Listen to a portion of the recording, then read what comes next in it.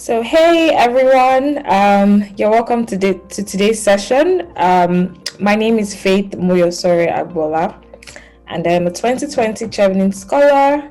I'm studying an MSc in Creative Enterprise, and I am joined by three amazing scholars who actually left their busy schedule. Like, guys, studying in the UK is not the easiest thing, but they kind of made time for this session.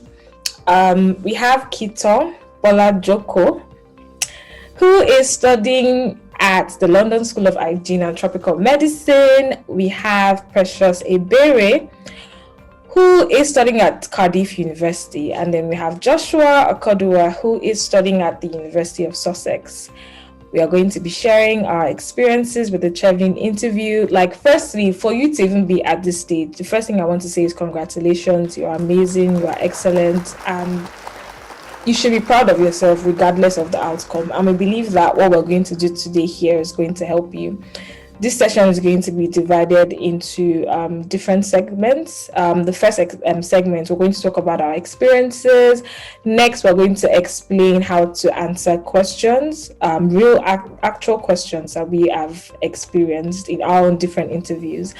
And then finally, we're going to do something cool. So we're going to have like a depiction of a good and bad candidates to show you how, you can actually learn all these things, and even in real time, you still might falter in how you present yourself as well. And then finally, there's going to be an option for you to ask questions. So as we go on, as we talk, as we share our different experiences, it's okay for you to drop your questions in the chat box and we would answer them. So I'm looking forward to this. So I'm going to let them each talk about their different experiences now, and we will start with Joshua. So Joshua, how are you? Hi guys. Hi everyone.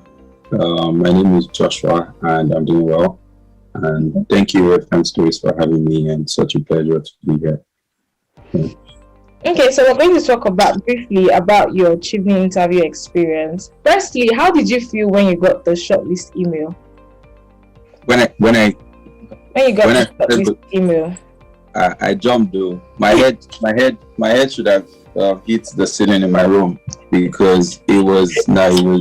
Bearing in mind that we had the longest Chevening weekend, because we were on Twitter, we were waiting for the Chevening news, and it was the longest weekend ever. So when the email came, we are delighted to inform you, hey, I threw my phone, hey, I just jumped, because I already knew what what the acceptance mail felt like.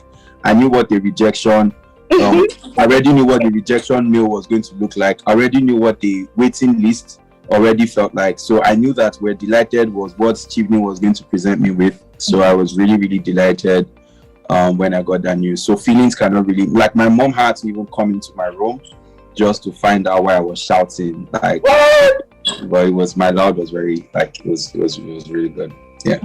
How about you, Kiki? How was it like getting the shortlist email? Hi everyone. My name is Kito. I'm, as Faith has said, I'm a Chevening scholar this year, and I think like Joshua said, it was a long weekend. I think I was like at the end of like my emotional bandwidth at that point. I had like gone numb.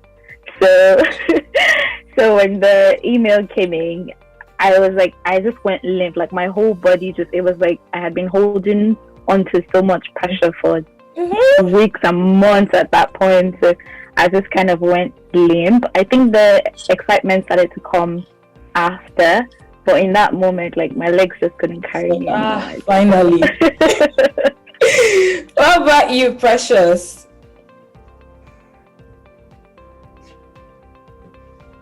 You're muted. Okay. Hi, guys. I'm so sorry. I'm on transit, heading for a meeting. Yeah, well, that's no problem. So, basically, when I got the email, before I got the email, basically, I was really, really perplexed. I couldn't eat, actually. I had this compulsive fasting because I lost appetite.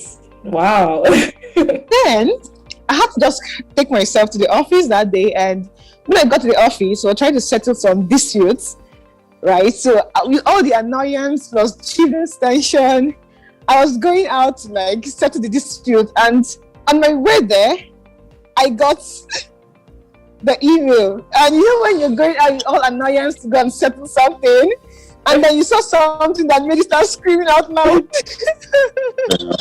So I had to just I know, very right? crazy, yeah. So I had to just leave that stuff and get back to the office, and I was shouting like I did it. That shout is did it. something that you can't do that. Like it just, No. See, you can't afford not to shout. Honestly, you can't afford not to shout. But it was a very, very beautiful experience, basically. yeah. Thank you. All right. So for me, literally, like I didn't even see it coming because I had applied previously and I had gotten the rejection previously. So this time around, I didn't put my mind to it, and I thought that I didn't care until I got the email, and I was like, "Okay, girl, you care." I was screaming.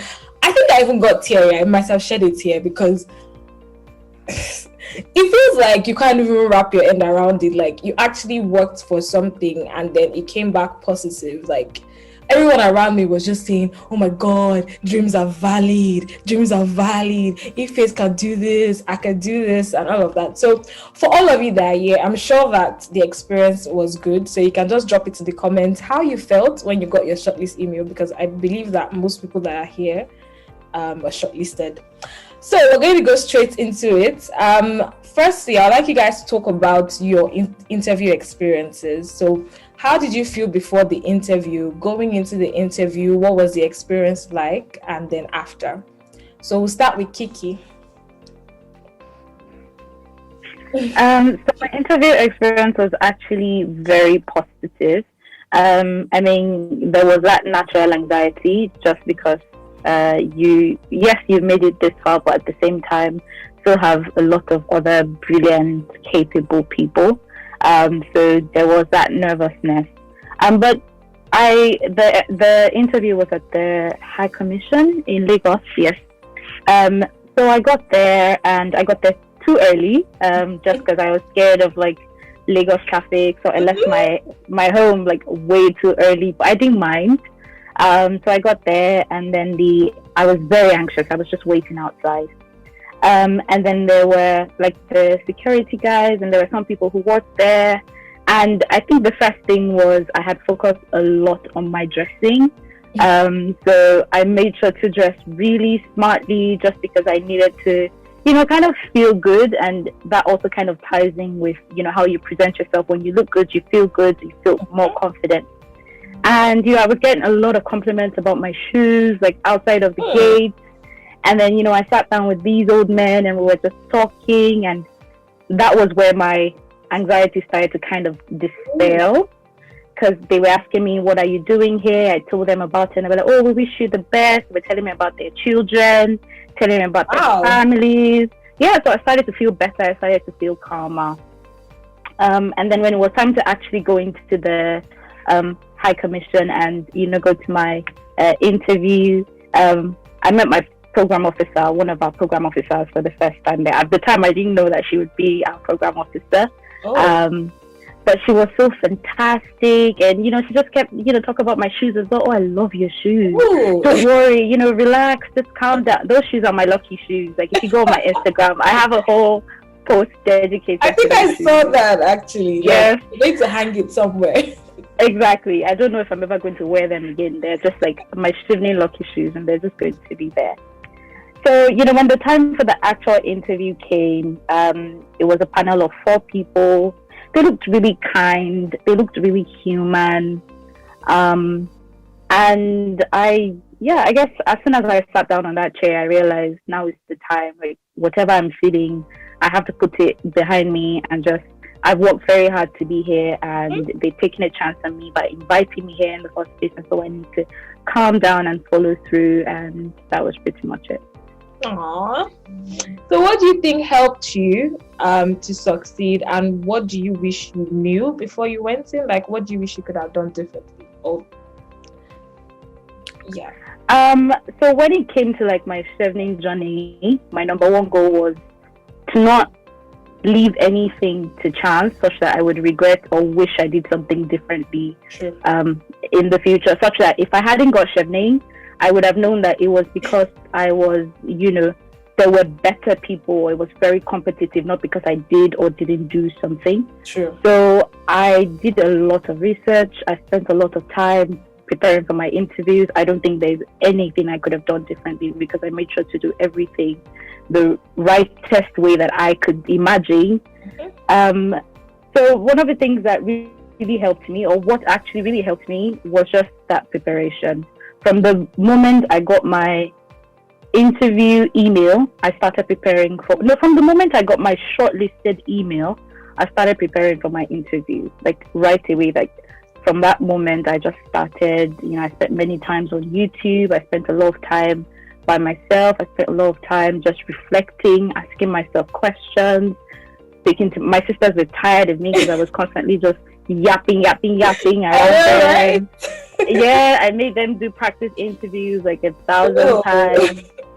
Everyone around I just know you're preparing for a Chevening interview, literally. Absolutely. Oh, that's so cute. So you don't think, obviously, from what you said, that means you do not wish that you did anything differently. You're very content with like everything that you did. No, absolutely. That was my goal, and I made sure to not leave anything to chance or leave any stone unturned. Okay. So how about you, Joshua? How was your experience? How did you feel going in? How was the experience like? How did you feel going out? And what do you think helped you? And what do you wish you could have done differently? Okay, so hi everyone once again. My name is Joshua and I'm studying an ME in Poverty and Development. Okay. At the University of Sussex. My interview experience was really good. I think that morning I also had, like Kiki rightly said, I had to leave early because I couldn't predict traffic in Lagos. And I had a bit of challenge finding the British High Commission because in a way I felt like I knew Victoria Island, but the British High Commission was inside a space that I had no idea about. So it was very funny. So I mean, somebody told me the British High Commission was inside that space, and I looked at the space and I'm like, no, it's not there. But they told me go there. So after all the thought, I eventually went in and I realized that he also had like the British, like the area also had the US embassy. He had like that was where most of the high commissions were in Lagos. So I went in and I met somebody outside who she also had brilliant shoes. I think women have a thing for showing up with very nice shoes. So she also had very nice shoes. So I commented on her shoes. It was white, and I was like, "Wow, this person is going to steal the judges away." So we just talked, like she's going to steal like the panelists away, like she's going to catch their attention and stuff. So we talked briefly. That part. I don't know how many of us, went into the interview with a jotter where we sort of like outlined everything that we wanted to say. For me, I literally studied. I literally studied for my Chevening interview. It was research. I did a lot of research, and which is something that I'm just going to tell like incoming like people that are going to go into the interview. You need to do a lot of research on your school, about the UK, just like you really need to do a lot of research. So we're sharing briefly on, what exactly, like how we're going to address the questions if asked. Because we did like a random mock interview we did a random mock interview. So she would ask me a question, I would answer. Then there was this part where, she asked me some questions and I legit went on the internet to start my research all over again. There was that anxiety that was coming in. I don't know how many of us went to uni. That part where you are just like you are 10 minutes away from entering the exam hall, then you just do quick revision with your friends. Then you now ask yourself, wait, is it me? Am I really? like, am I in this class? Like, are we? So I had that 5-10 minutes of anxiety. Then I went in, signed in. Then I met one of our program officers. I didn't know she was going to be our program officer. So she was really cautious. She was very nice. She was very kind. She made us feel very welcome. So I think that relaxed me a bit. Then I went into the interview. And again, I think that, like Kiki rightly said, the way you dress really has a way of boosting your confidence. So because of the way I dressed, I felt like I sort of like had because I dressed how I envisioned myself to be. right? So let's say if I want to be a Chevening scholar, right? Yeah, so pretty much that's how it was for me. Thank you. What do you wish you did differently? What do I do? What do you think helped you, and then what do you think you did differently? What do I think? I think preparation mattered. My preparation mattered a lot, right? Preparation mattered, and what I wish I did differently, maybe spoken more, because there were some questions that I couldn't answer. Wow. Yeah, like I can't really remember, but there were some questions I felt like like I didn't feel I answered the questions the way they wanted me to answer them. So I think maybe doing more research could have helped. Yeah. Okay. What about you, Precious? How was your interview experience, and what do you wish you did differently? Okay. Thank you very much, Faith. So basically, I would say from the moment I got my shortlisted email, I knew I had little persons on board that would help me for the preparation. So I had to stick with someone who I trusted, and we started the whole research and revisions with the whole mock interviews and all of that. Fast forward to when I had to go to the embassy for my actual interview. Basically, I got lots of tips, so I had to use those tips. So one of the first tips was dress smartly. So I had to go, and I got on my best with a very colorful dress. I think it was a yellow dress at that time. I knew. Wow. Yeah, it was a yellow dress, and I had to make I had to wear very light makeup, and I actually looked my best. I could say that. Yeah, and of course I got some. So I think a mentor. I had to send my physical appearance to a mentor who assessed me and told me you're good to go. So one thing I actually also marked was someone said Chevening has a team color, right, which is blue. Yeah, so what I did was I had to go with the blue jotter. Yeah, that was yeah.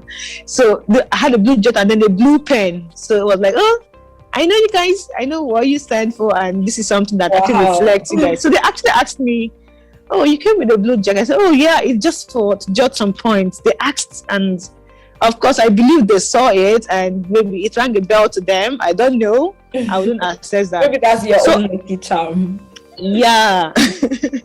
So basically, like I said, I did my needful research. I did a lot of research on both what I'm doing has gone before me, how it actually worked on their own interview process and all of that. Okay. With that knowledge, it influenced my decisions, basically. Okay. Do you wish that you did anything differently, though? Well, differently. I wouldn't say, of course, what I did there was the premeditated steps. And of course, I believe if I would still do the same thing on the next interview, I would get in. Yeah. Because I actually did my homework very well, basically. That's like Kiki as well.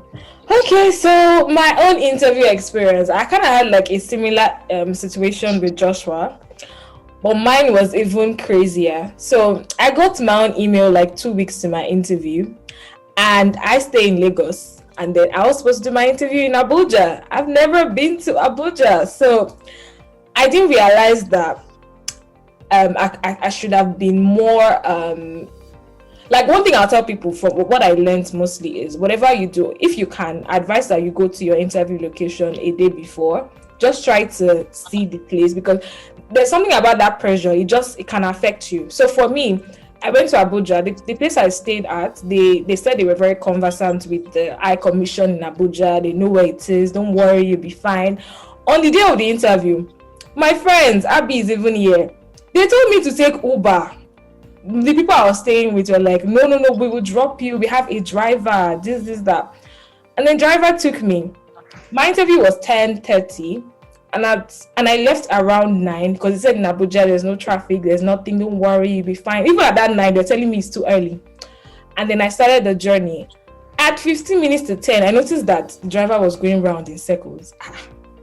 I said, sorry, why are we going the same way? He said, oh, he's just trying to find the place. I said, you're just telling me after 14 minutes that you're trying to find the place. Why need to have this conversation? Do you understand? I was like, I traveled all the way to Abuja. I spent money on flights. Like, you're telling me that you don't know the place at 15 minutes to the time. So like I had to use Google Map. I'm like, you should have told me this thing since. And even though there was a lot of panic, I feel like that threw me off my feet. Like, that's why I advised I try and know the place before that day or go early or something. So it threw me off my feet. So when I got there, I was ready, like, oh my God. I actually got there in time. In the end, I got there, I think about 20 minutes before my interview. And then some scholars were beside me, and people were just coming and going. And I noticed that everybody was like with a jotter and some documents, and I was not with anyone. And I was like, was there a part of this email that they said we should bring documents or something? Because I just started panicking even more. So I felt like one thing I wish I did differently was I should have calmed down, because I was just overreacting a lot. And then there was now a particular scholar. I think that's why I even met Tofumi. How she even related with me that helped me to calm down, because she was like, oh yeah, you're here for the interview. I was like, yeah. And she was like, oh, what's your name? I was like, oh, Faith. She was like, oh, you're the Faith. I was like, oh, Faith, you're the Faith. You're the Faith. I feel like that really helped me, literally. So I went into the interview. I thought I was gonna have 3 interviewers. I had 4, and I was like, okay, this is serious, just like Kiki. And then I sat down. I dressed actually simply. So I wore this simple dress because I feel like I can be very conservative around things like this. So I just wore a very simple dress. I wore flats because I can't walk in heels. And I was just thinking about me walking some type of way. So I said, you know what, just stick to what you're comfortable with. I just looked simple, but I looked good, obviously. And then I wore a lot of makeup, like a lot. I won't even lie. Like, it was a red lipstick and then a lot of jewelry. But the outfit was quite simple.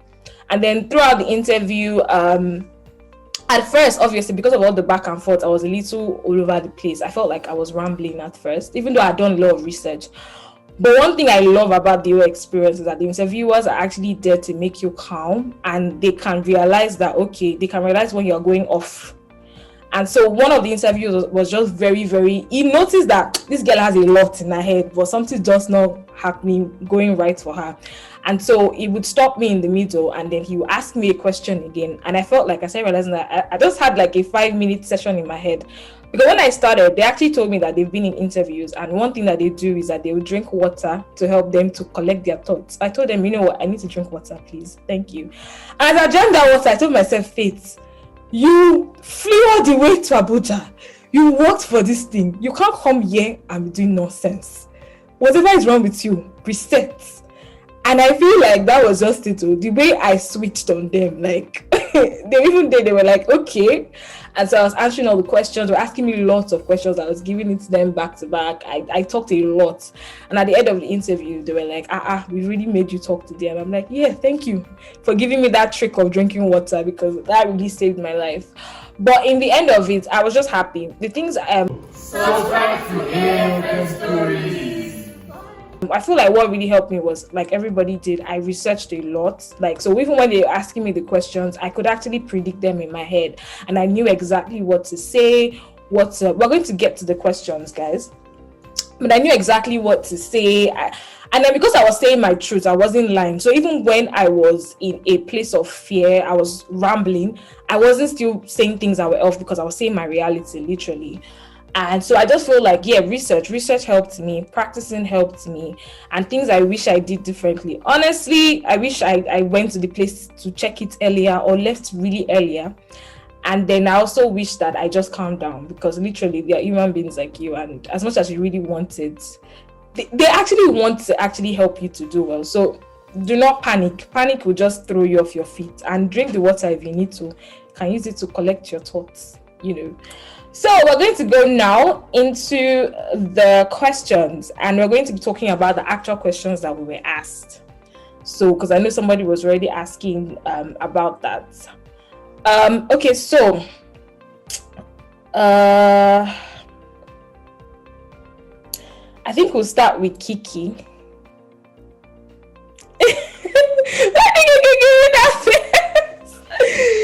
No, it's fine.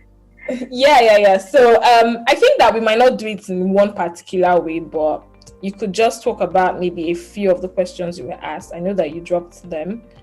And then if we have questions that are quite different from the ones that you've been asked, then we could talk about ours. So Yeah. okay. Yeah. Okay. Yeah, no, sounds good. So the first question that I was asked as soon as I sat down was, do you want to change anything or any of your school choices? And yeah, that was the first question as soon as I sat down. And that was, it was such an inspired question because I had previously, I had my a different first, second, and third choice as at the time of my application. And then sometime in December, that was way before I even got the invite to come for the interview at all.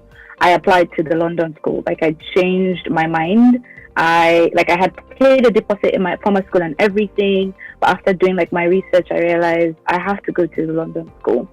So I applied to the London school, and the night before my interview, my admission from the London school came. Wow. So, but I was in that dilemma. Should I just stick to the one I'm already sure of, or should I change it? The admission hadn't come through. I was but the night, 7 p.m. on the 16th of March. My interview was on the 17th of March. My admission from the London school came in. So I had to run around the whole estate, find somewhere to print out, and I took it with me to the interview the next day. So, back to the story, as soon as I sat down, the first question was, do you want to make any changes to your school choices? And I'm like, yes, I made the right choice. I mean, why would that be the first thing they asked me? So I presented that, and immediately, that was changed. It was put in my file. Then I had to rearrange my choices. So my former first choice became my second choice. So as soon as that was done, the panelist, the interviewer, they had my entire application printed out, and it was all right in front of them. And he looked at everything and he said, we've read your essays. Obviously, we're very impressed with you. That's why you're here. I just want to start by telling me, apart from all of the examples that you have here, wow, he's like, you've got good examples, but I want another example outside of these of a time that you exhibited leadership skills. And that question did not come as a surprise to me because I already, I prepared 3 strong examples. I put 2 in my essays, and I had one at the palm of my hands. I will, give this if need be. I had another one that was not very well developed, but I had one very strong extra one, and then the other one. And so I gave that response. And then after that, he was like, okay, so give me another strong example of a networking. Okay. Of a networking opportunity, yeah. And so, I tried to respond. But like you said, the water thing is very important. If you need to drink water, drink water. If you need to take some time after those questions to actually collect your thoughts, don't be afraid to. They're so human and they're so kind. And, they understand that you're nervous. They've read your essays, and as long as you've written those essays yourself, nobody's written them for you, and you haven't lied, you're going to be able to put those thoughts through. And then they asked me for one time that he's like, oh yeah, you've got all these beautiful, networking and leadership experiences. Tell me about a time that things went absolutely bad, and what did you learn from that, and how did you recover from that bad situation? And well, we are human. We've all had one experience or the other when things went bad, and so I shared that story. But the important thing is not to end on that bad note. You have to try and pull out a positive experience from there that shows that at the end of the day, you are a leader, and even if things don't go to plan, you are able to still turn that situation around and make the best of it. And that was the approach I basically just used to answer that question. And then we went to questions about my career path, what I would want to do after coming back from the UK. And of course, that's a trick question because nobody expects you to just say, oh, when I come back, I'm just going to get a job. The tip was to kind of, break that down into immediate, into middle term, and into long term. And at this point, honestly, you don't have to have it all figured out, but you have to have an idea. What I said I was going to do, the things I thought I would be interested in have changed drastically since I started the master's. But the point is, I had an idea at the time. I broke it down into, immediately I come back in 2 to 3 years after, and in 5 to 10 years afterwards, just to kind of give a projection of like my ambition. And of course, you have to ground that in realistic things that you're already doing to get to that point. For instance, I said that, as soon as I come back, I would want to take up full-time job or, partnership with some of the organizations I already volunteered for. That's ridiculous because, my plans obviously have now changed. But at the time, it was something that I knew that I was only doing those things because I had a passion for them anyway. So coming back and saying that I would want to work with those organizations long-term was not ridiculous. At the time, it made sense, and I was able to tie that in with everything else that I was saying about myself. Just to make sure I haven't left any really important question out. Yes, and then I was asked about how I would combine an intensive course in the UK with the other, responsibilities of life. And then this was the part where I was basically just looking them in the eyes and saying, please, I beg you, I can do it. I promise I can do it. Because the panelists were really trying. It's an intensive program. The master's in the UK is 1 year. How do you think you're going to cope? And, I just kind of went into my past experiences and brought out some really, strong examples. I mean, I went to medical school for 6-7 years. And, there were a lot of things I still managed to do. I was involved in, many extracurricular activities. I still managed to, graduate best overall. And those were, good points to kind of like tie to do that and how to do this. Basically, you have to still let them know that you appreciate that life is very dynamic. And a skill I just kind of highlighted there was time management. I kind of just said, I understand that I have never done anything as intense as a master's in the UK before, but my life experiences have armed me with time management skills. And I know that those are transferable and that they will help me and carry me through the master's program. And then finally, I was asked if I had any questions for the interviewers, and I had prepared like 6 questions I was going to ask them, because there was a lot of uncertainty about whether or not we would still be able to go on with like the program this year. So that was the first question I asked, and I'm like, am I wasting my time? Is Chevening going to be cancelled this year? And the panelist, he laughed and he said, well, we don't know what the future brings, but we are working with everything. We are working on schedule. We're going to keep everything as best as we can. And they did not lie. Chevening held it down. They made sure to stick to timelines. We weren't left, wondering or confused at any point in time. They still came through. They made it happen. And that's the kind of spirit, honestly, that I can see even in like the Chevening cohort this year. Like, despite the fact that we're all locked away, we're still thriving and we're still making things happen. And then there was one person there who had attended the London school as well. And then I, faced her and I asked her, I'm like, what was your experience like? How? And, she said she loved it there. And I made sure to ask everybody one question. I asked the third panelist a question about his job. And then I made sure that throughout the entire interview, even when one person had asked me a question, I was sharing eye contact with everybody there. So one person would ask me a question, and then I would make a point. I would, look at this other person, and then I would make a joke, and I would look at that other person, and, just made sure I was not ignoring every other person in the room, and made it clear that I was communicating to everybody, because at the end of the day, you don't know who on that panel is going to be the person who says, yes, I liked her. Let's consider her. So you have to connect with everybody as much as you can. And I think that's the summary. Okay, that sounds really, really good. Like, that's amazing. Joshua, would you like to share about your questions and give us some tips? Yes. Hi everyone. Yeah. So my name is Joshua once again. I think Kiki already shared on some things that were asked, which are very similar to mine. Yeah, they were also the same questions. One of the questions that was also asked was why I wanted to study in the UK, and I had to share my experience on how the UK was a very academic challenging environment. We had some of the best professors in the world. In terms of education tourism, the UK is ranked, so, and this is what research will do to you. Research would give you an opportunity to go deep into the UK. So I talked briefly on that.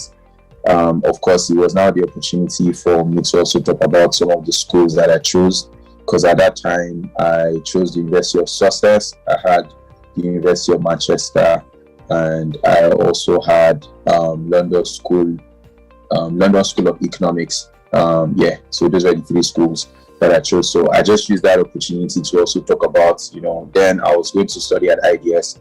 So I talked about how the Institute of Development Studies is ranked first in the world for international development. And I kind of like linked it back. I was applying to the Chevening scholarship, and I also tied it to what exactly I am doing in Nigeria currently and how I feel studying in the UK would provide me the opportunity to be able to, amplify my skills and build my personal and professional development skills. So they also asked the question about, I seem to be doing a whole lot. How do you intend to balance that with your study? I talked extensively on that too. I talked how it was important that, this is what Chevening does. Chevening is intending to groom leaders who are able to take, responsibilities right at every single point in time. So I use that as an opportunity to also promote my resilience, that before now I have been involved in this, I've been involved in this and that, and these are the results. So I believe that studying in the UK, if not for anything, would challenge my resilience, would teach me how to become a better leader. And so I talked on that. One other question I was talked about was networking. And one of the things that I talked about my networking was, I would put it in three things: people, places, and time. Maybe I was able to link people, I was able to link places, and I was able to link time. And I will explain that. During my Chevening interview process, I talked about some of the Chevening scholars that helped me during my interview process. I talked about how even before I applied into Chevening, I was already speaking with Chevening scholars, those that are currently Cheveners and those that already left.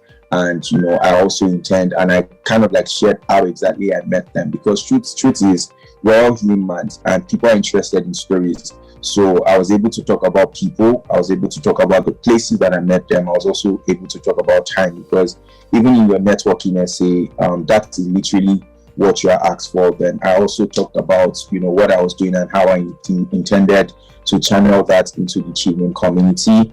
I also talked about how I was interested in being part of Chevening, like the Chevening events.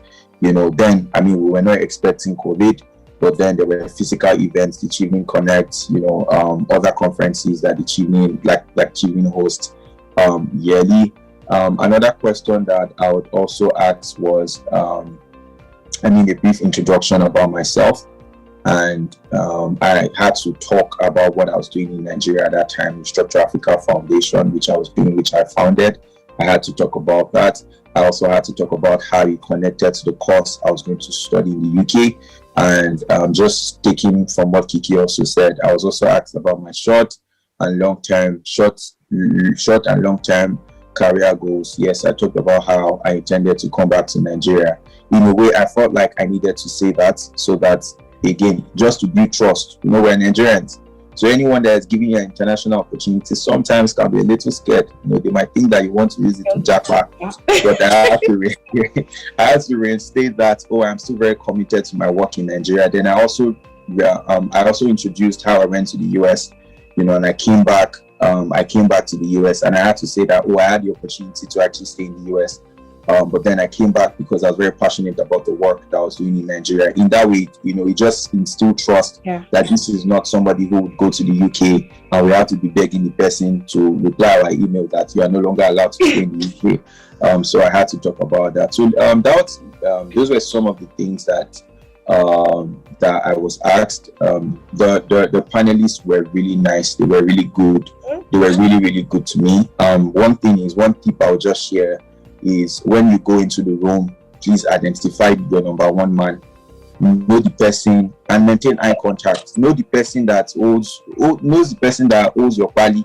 Just know the person and just try as much as possible to maintain eye contact, because it is very, very important that when you speak to people, you don't have to be very aggressive about it. You don't have to be very aggressive about it. You don't have to be mean, but at the same time, just ensure that you're maintaining eye contact. Yorubas will say, I don't know how best to translate it, but Yorubas will say Ojulorowa, right? Meaning that the Stop, don't look down. conversation is in the eye. Yes. Those are some of the things that I was asked. And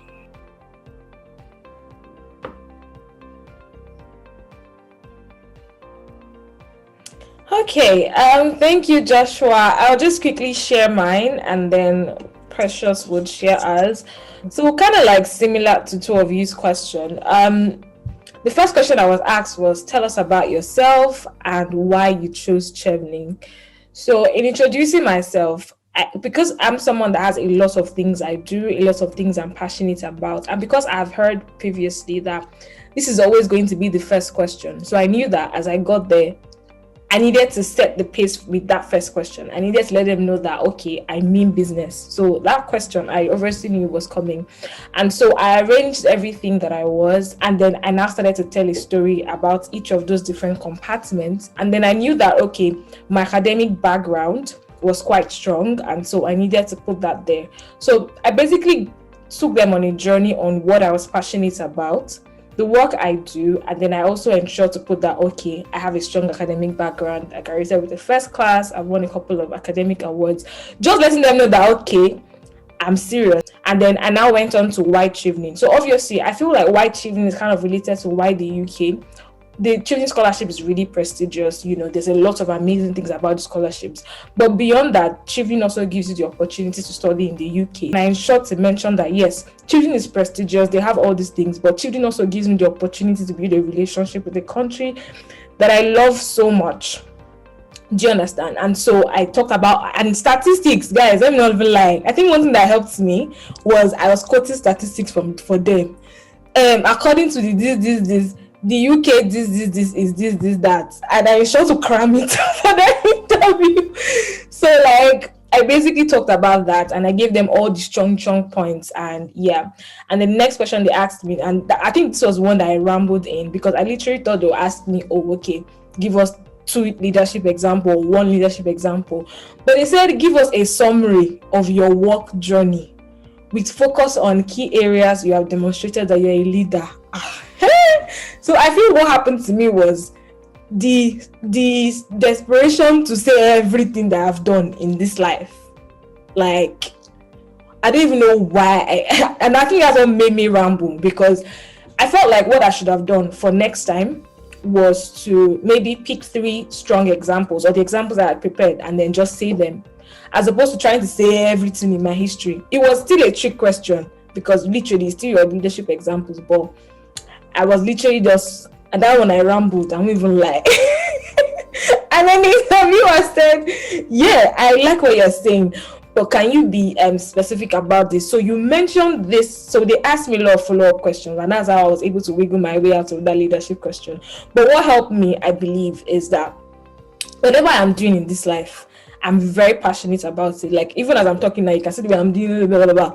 So even when I was talking, like, I was just like this, like, so they could see that I was passionate. And even later, I'll get to that, because one of the interviewers actually told me point blank that you're very passionate about what you're talking about.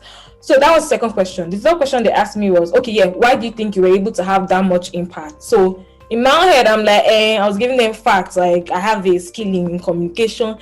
The man said, no, you're very passionate about what you're doing, and that's why all of these people were able to work with you. And that's why even as you're talking to us right now, we can see the passion. I'm like, wow, okay, that's nice. You know, and I feel like that was also part of the things that helped me to calm down, because I hated the fact that I rambled so much, because I didn't see that question coming, you know. But I was able to drink water and find my bearing back. So the fourth thing they asked me was, tell us about your networking experience. So just like Joshua said, see, they cannot Google what you are saying while you are saying it.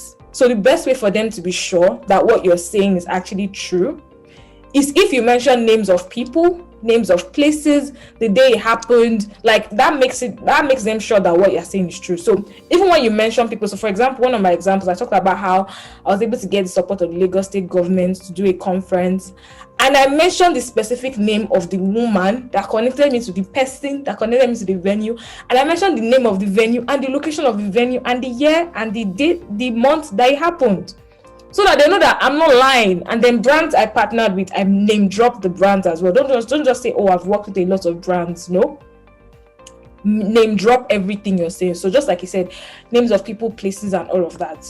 And then tell us why you chose your schools. I think this one, I feel like off mic. Like among all the questions, this one, honestly, because when I was doing my research for the essays, I did a lot of research, but after I submitted, I fell in love with my schools a lot more. Like I literally fell in love more with like my schools, and then I did a lot more research. Like I could give you a whole session about like each of the schools, literally. So I literally, in my study in the UK, talk about how I'm going to learn, how it's going to connect me, all the different practicalities, aside from even what I'm learning in class, the practical sides of things also. And I talked extensively about the schools. Like by the time I was done, I needed water. Like, because I was just talking and talking. It was the same passion that I had for the first, I had for the second, and I had for the third as well. So that was the schools. And then the next thing they asked me was, UK master's degree are intensive.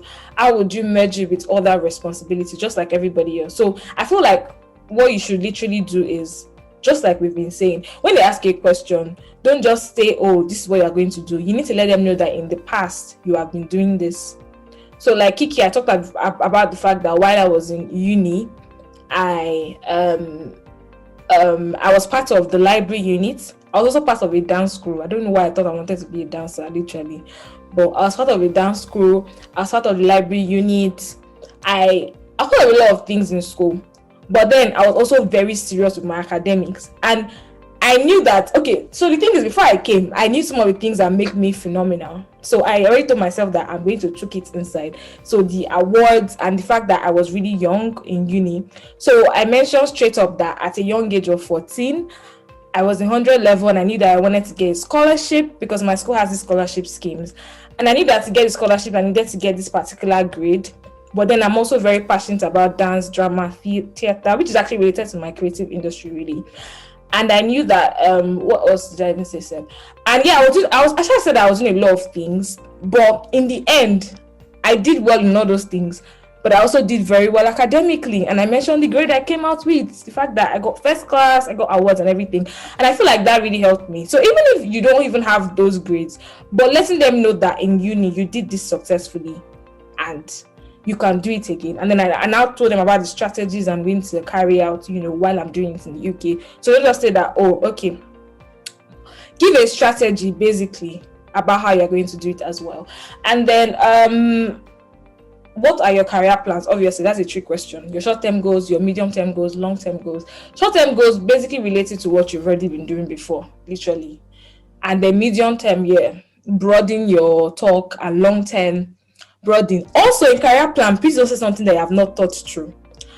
Because there was something I said in my interview that it was very ambiguous. Though I already had practical steps, but I did not say it specifically. So when I said it, the next thing they asked me was, how exactly would you say it? Like, how exactly will you say it? Do you understand? Like, how exactly will you achieve this? So I was like, okay. But before that time, I had thought about it. So I even called a friend of mine that works in that industry. I'm like, I said this in my essay, and I worried that they might say that this is too big. So you already told me that, how exactly do you want to do? And I'm like, oh, I have a venue, I have this. They're like, yeah, well, exactly what you're telling me, tell them. So maybe I said it. The next thing they said is, how exactly do you want to achieve this? And I was like, oh, okay. So I already have a venue, I already have this and this. And they were like, oh, cool. Like, I could see in their face that, okay, this girl means business. So whatever it is you say in your career plan, they can cut you in the middle of it and say how. So don't say something that you have not thought through, because you will just be in trouble, literally. And they also asked me what contributions will I make to the Chevening Alumni Network. I researched the Chevening Alumni Network.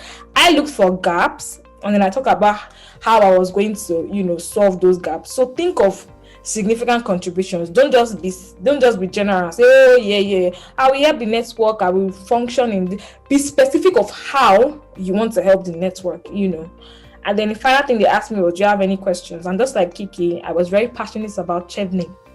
So I was like, hope coronavirus would not affect the Chevening experience for this year, because I'm really worried about the way things are going. And they were so nice. They were like, oh, we really hope it wouldn't affect it as well, because we're also trying our best. We're also thinking about it. But don't worry, you'll be fine. Between now and September, you'll be good to go. I was like, oh, are you telling me that I've gotten a scholarship? Anyways, after the interviews, the one mistake I wish I didn't make, after that interview, I felt like I did well. I was excited. I called my family, I killed it. And then I went to go and hang out with some other scholars, and they were talking about their experience. And the next thing, I started thinking I did nonsense. And I started feeling sad and depressed. In the end, I freaking made it. But I feel like after you've done the interview, just leave it to God and pray and move on. If you're religious though, just calm down, move on, focus on other things. And then in the end, whatever happens. Don't do that discussion after interviews. And yes, shout out to our program officer. We're so happy that you're here with us. We're so honored. This is such an honor. Like, she's so amazing, guys. Like, I also have an interview we had though, where she gave a lot of tips. You can just check it on my YouTube channel, youtube.com/AFM stories. I'll drop the link. But she actually gave like a 2-hour session talking about interviews and a lot of other things. So she's amazing and we love you. All right, so Precious, just quickly give us questions that you were asked, if they are quite different or the extra ones, and we will go into the mock interview session. Precious.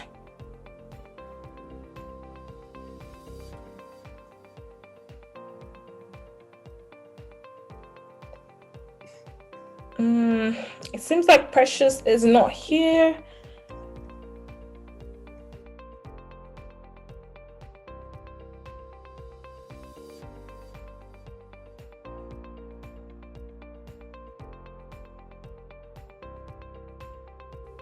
Anyways, it's like Precious is not here, and I want to put a particular Chevening scholar on the spot. Abby Adore. Yes, we had our interview on the same day. So Abby, I'm going to put you on the spot. You're going to share your own experience with us. Abby, you're even messaging me now. So everybody, tell Abby to share. Abby, you're going to share your experience. I love you too. Oh yeah, you're muted. You realize I'm looking very fragile, right? And don't worry, we understand. Okay, hi guys. I think some of us already know me. My name is Abigail. I'm a Chevening scholar at the University of Bradford. I'm studying MSc Human Research Management. So yeah. So shoot your questions. Yeah, it's just the questions you were asked during the interview and guidance on like how to answer them. Okay, so during the interview, wow, you know our journey now, how we wait. Chevening finished shortlisting like 3 days, and we got our invites like the next day, and our interview was like 2 weeks. So there was that pressure. It was last minute. It was like last minute, so there was this pressure of, trying to practice. But one thing that I'm really very grateful for when I look back is that I had a WhatsApp group. We call ourselves 12-man gang, which Faith was part of. And we did stick out for each other, so that really helped me. Like we started doing constant mock interviews, because it was like Faith and myself who were priority, because we were the first set of people. We had our interview like March 9th. Yeah. So, and my interview was really very interesting, to be honest. Like Faith said, it's advisable that you get to know like the location of the High Commission or where you do your interview in time. Get there in time. We don't know what this year will be. I'm sure some of them might be virtual, but try to be conversant with the area. That day, I met up Faith and another friend on our way to the High Commission. And we kept saying, don't worry, it's close, it's very close. So I left on time. My interview was for 1:30. I did leave on time. I left before 11. But we now decided to chill. They're like, okay, don't worry, you get there in time. That's how Uber driver says he knows the place. Why? We started going in circles, and there was now this instant pressure. Me that was actually ready. There was this instant pressure at that time. Just that automatic sweat that is coming up out of your body, like from nowhere. But then again, we got there. I got there like 15 minutes before the time. No, I got there like 30 minutes before the time, but I wanted to be there like close to the area, like 1 hour before the time. So I got there, I got in, I met some other scholars there. They were sitting down, they were discussing. And that thing of you don't want to join the conversation because you already have things crammed in your head. But then again, I joined, I just gisted with them. I went in actually 15 minutes before my time. I went in at 1:15. It was very interesting. When I walked in, I had a panel of 4, and I was expecting like 3 because we always hear there are 3. It was good. The first question they asked me was, oh, welcome. Do you like to change anything? Just like Kiki said about your university choices or the other. And then I said, oh no, I'm actually fine with what I have at the moment. And then they introduced themselves, and it's important that you try as much as possible to know their names. I didn't go with a jotter or any book or anything, but I'm really good at cramming, so I just took note of their names almost immediately. So there was an alumni on my panel. I had the lead panelist, and then I had 2 other persons. I think one was actually from my field, but I did not know at the time. And then I had just like I had a lady. Yeah, I had a lady from the Chevening secretariat. So the first person they asked me was, can we get to know you? So, and for me, I had told myself that I wanted something different. I didn't want the regular I'm Abigail, Shika Ado, and this and that. So I did a story about my childhood. So my report cards in primary school used to have, she's a talkative, and my dad hated that. So I told them at the panel that my dad used to knock me. But looking back now, I see that has been like my strongest communication. So it's easy for me to speak with people, get connected with people. And that's like one strong thing I know about myself. So I talked about what I was doing at the time, and what I've done, what I'm passionate about. I talked about the fact that I like dancing. And to be honest, they used that dancing to fire me on the interview, but that was my first experience. Then they asked me, we see that we've read your essays, and we see the leadership examples that you've given. Can you tell us a time where you've done something differently in leadership, and what was the outcome? So I gave a different example entirely from what was in my essay. And then they asked me a fire question. They're like, so this thing that you've done, have you gone back to check on the kids? You're saying you did this in November, this is March. So several months have gone by. What have you done differently? Wow. And guys, don't lie. Don't just lie. To be honest, I had not gone to check on the kids. I had just done the project. It was very successful, and all that. But I was in contact with the proprietor of the place at the time. So I just said, to be honest, I haven't gone back to see the kids, and I've only been in contact with the lady since January, and they're looking forward to like my dance classes and all that for August. So the lady smiled. She's like, okay, that's really good that you are in touch with them. Then the man beside me, who apparently was in my field. Now, let me tell you the shocker. When I walked into the interview room, the first person's face I saw was the guy in my field. But I wasn't too sure how I knew him. And as a Nigerian girl, just like, good afternoon, sir. And they all started laughing on the panel. That was my first experience. But I didn't know him. And Faith could attest, when I came out of the interview, I kept saying, there's this guy on my panel. I need to check Google. I need to check who he is. I was very uneasy. Seeing him alone threw me off balance because I knew that I knew him from somewhere, but I couldn't tell where. So he was the one that asked me networking. And the networking experiences I had in my essay were related to the institute that I belong, which is Chartered Institute of Personnel Management. And then I just talked about what I had done. If I had lied, I would have been caught, which is why we advise, please guys, don't lie. You can't tell who is going to be on your panel. it's possible that the person was on that project or a partner of that project, and you just get caught, right? So I talked about how I had done something for the institute and created like a volleyball game and football game between the Chartered Institute of Personnel Management and that of ICANN, which is the Chartered. I think ICANN is the accounting part of it, right? So he talked about that, and then he said, "Okay, fine. I know you've said that. What else? Have you done anything in dancing?" And then I mentioned something else directly concerning dancing and all that. And then they were very impressed. Then the next question they asked me was about, so what would you do differently if you were in the UK? They asked concerning the fact that you'll be very busy, schoolwork is tedious and all that. I think some of the scholars here have already said it. So what I mentioned was the fact that I talked about my work and how I manage over 2,000 sailors on a daily basis. And some of them are actually in different time zones, and how I'm able to put that together and how I'm able to manage that as a young person. Then I talked about the fact that, to be honest, if there are activities that don't require me to be present, that I would support them the best way that I can. I would give my support if it's virtual, WhatsApp and all that. Then I did mention that there are a lot of mobile apps that really help people, currently. So I would have reminders, Google calendars, but first, my academics will be priority for me. If I have to be in the library at this certain hour and then the next hours for social activities, I'll try to balance that out.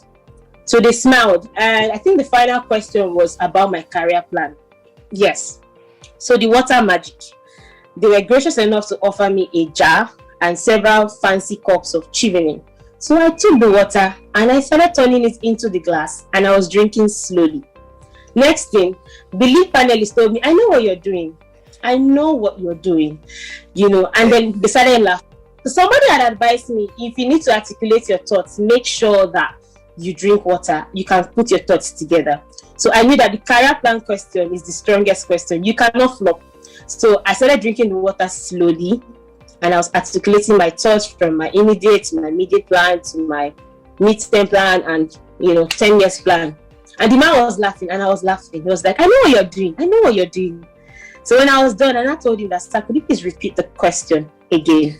And then he repeated the question, and then I mentioned it. I said a few things. Then he asked me that, because he said I'm in HR, and he sees that I'm very passionate about maritime, and then he sees that I also like artificial intelligence and automation. So I took time to mention what it was key for me and how it was very important as a HR person. I want to be abreast with what artificial intelligence is doing in my field of work, and it's key that I know the skills and what it requires at that time. So I just mentioned that. The funny thing, I wrote PhD in my essay, and somehow I was just praying that they don't ask me that question. They now asked me the question. At the time, I had done research. There's a lady in my school, a professor in my school, that her line of work is in automation, but it's still key to HR in my department. So I mentioned her name, I mentioned her works, and then I mentioned 2 Chevening scholars that I've been in contact with that I know what they're doing in that field as well. Though they are not HR, but it's something that I want to partner with. So I mentioned that at the time. And when they were done, I think the last thing they asked me, "Do you have any questions for us?" I know one question that a scholar had told me was, always throw a question back to them on, if you have an alumni on the panel, make sure to throw the question at that person. So the person who actually asked me the question of how would you balance school activities and social activities was actually the alumni. So I now told the panel that I would like to throw the question to the alumni. They started laughing.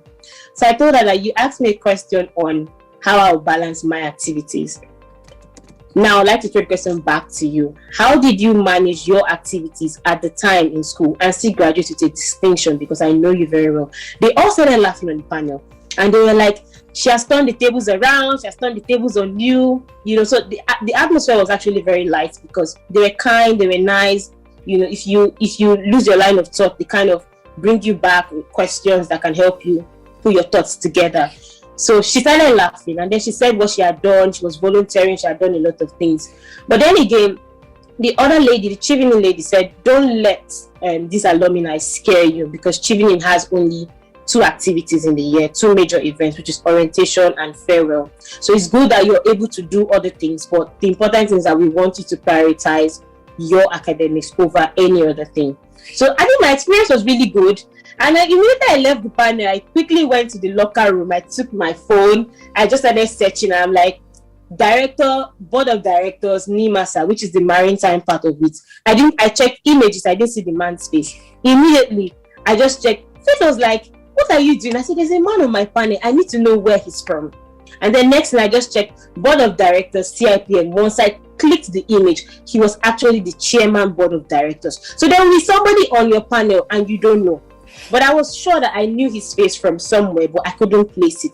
So if I had lied, you'd be like, are you sure you did this thing for CIPM? Did I approve it? You know, that kind of thing. So I think it was a really good experience for me. But I think if I'm to do something differently, I will try as much as possible not to go there late, because that gave me like a lot of pressure at the time. But it was a very good experience for me. And just like Faith said, please don't discuss after, because I know that we were discussing after, and that was just giving us the one I was talking about though, it was Abby. It was Abby and Hawa. They were just talking. And even though in retrospect, I realized that I did make sense. But in that moment, I was just comparing myself to what they said. And I didn't realize that we're different people and we're from different industries. And, you know. But yes, guys, don't do that. You've done the interview. You've done it. Move on. Move on to other things. Literally. All right. Thank you so much, Abby. We're so grateful. Like, in such short notice. And you actually did this. Thank you. On the hot spot. Don't worry. We're on this journey together. Don't worry. We'll share that story one of these days. But guys, me and Abby panicked together till we finally got our interview invites, like 2 weeks to our actual interviews. And we both traveled to Abuja as well, because she doesn't stay in Abuja as well. So it was a collective journey, basically. So, all right. So we're going to do kind of like a form of mock interview. So we've talked a lot and we've shared a lot of examples and tips, but we feel like if you guys don't see it like practically, you might not really get what we're trying to say. So we're going to do like a interview type format. So myself and Josh are going to be the candidates, and we're going to be getting interviewed by Professor Kike. If Abby, you want to now ask questions, you can ask, but I feel like I don't want to put you too much on the spot. It's fine. So myself and Josh will be the bad candidates. Not bad candidates, sorry. We're both going to be candidates, and then Kike is going to be asking us some questions. Obviously, it can't be all because of time, but we're going to be answering both in good ways and in bad ways, so that you guys can understand what we're saying exactly, and you can learn from that. So, Kike, the floor is yours now. Great. So I'm just gonna, like I said, ask you guys 1 or 2 questions, and then you can give your. We'll do a session first. I'll ask you first. You give what you consider is a bad answer, and then you give what you consider a good answer, and then we can kind of do an appraisal once we're done, and just kind of highlight why we think what's what. Okay, so should I start with Josh? Just got Faith, you've been talking for a while. Maybe get a sense of what. Thank you. This is an amazing person. Yeah. So while I, So hello, Joshua. Hi. Hello. Good afternoon. You look too relaxed. You look too relaxed. I look too relaxed. Good afternoon. How are you today? Good afternoon. Very well. How are you? Right. So, to start with, I would like you to give us, myself and the rest of the panel, an example of yourself as a leader or as an influencer. Thank you very much for the opportunity. If you don't mind, do you mind if I would drink a glass of water? Thank you. Oh no, go ahead. Yeah. Thank you very much. So, in 2013, my mother had a major fibroid surgery, and when she had this fibroid surgery, she had a complication, and the complication was she needed urgent blood transfusion. But at that time, the blood bank, because it was at midnight, the blood banks didn't have blood. So we literally needed somebody to save the life of my mom.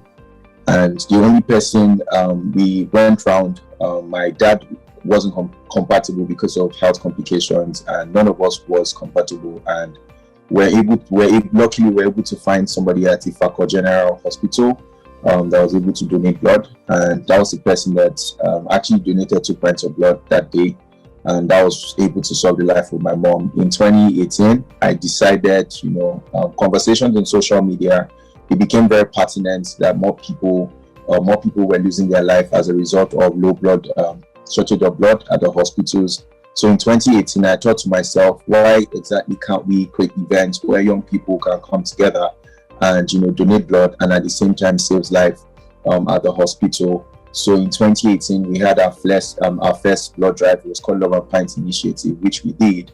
And at that time, we had about 232 pints of blood that were donated, and up to date, we've had about 567, 398 young people at the blood drive in radio and TV stations in Nigeria, such as Nigerian Info, such as Landmark Africa. We've also had the opportunity to be on TV, High Impact TV. So looking back at the trajectory, I see myself as a leader because I have not only created a space where more lives can be saved in Nigeria, I've been able to also give young people an opportunity to contribute to community development through volunteering. I've also created an opportunity for corporate organizations to be part of what we do through their corporate social responsibility. We've also been able to save lives. So looking at this journey, I'm just excited about what the future might bring. And this is why I'm very much excited about being a part of the Chevening journey. Thank you very much. Thank you. So in your opinion, Josh, would that be a good answer or a bad answer? Yes, it could be a good answer, but at the same time too, it's like there are two ways. First, I was talking exactly about what was happening, but I was rambling at the beginning of what I was saying, right? So you want to go straight to the point. I rambled about my mom. I rambled about I spoke so another good thing that I could have done, I omitted the parts. I talked about social media, but I was not able to tie the social media and clamor for change through statistics, right? So I should have said about 1.5 million. Nigeria needs about 1.5 million pints of blood yearly, but currently we're only doing about 200,000, right? This is just to give the interviewer like an overview of what the problem is. So when you're talking about the problem, you don't want to make it seem like the problem is just there. Like you want to be able to tie your problem to statistics. So at the beginning part, I rambled a lot, but towards the end, I became clear with my statistics. I started talking clearly about what I was doing as a leader. I started talking about the numbers. I started talking about partners. But in the very beginning, if you're talking about any problem statements, if you guys also noticed, I also used the STAR approach, where I started with a statement of problem. I started, I stated the situation. I talked about the task. I talked about like the action and the results at the end of everything. So at the beginning part, I didn't necessarily talk about the statistics. I didn't really address the situation. I didn't talk about the problem. But towards the end, I was able to tie it. Thank you. Thank you, Josh. And, if I would just kind of highlight anything from what Josh has very eloquently said, is the importance of being concise. And to be concise, it helps to really have that STAR approach at the back of your mind, such that everything you're saying just kind of falls in line with that outline. And that way, you're not rambling, you're not saying anything that's not relevant to the subject matter. I'm sure we're familiar with STAR at this point, but just to clarify, STAR is an acronym that essentially stands for situation, task, action, and result. So that's just a very concise way to kind of think about the examples that you are giving. Okay, so I'm going to move on to you, Faith, and I'm going to ask a question. So just to, save on time, just like Joshua has done, just give your answer, and then we're going to ask you to kind of point out the things that you noticed or you deliberately left out, or just, and then we'll try to just, yeah. Okay, so your question is, what does effective networking mean to you, and how have you done that in your own experience? Okay, thank you for that question. I will drink water as well. All right, thank you for that question. Effective networking to me is actually collaboration that benefits both parties, but also touches the lives of people generally.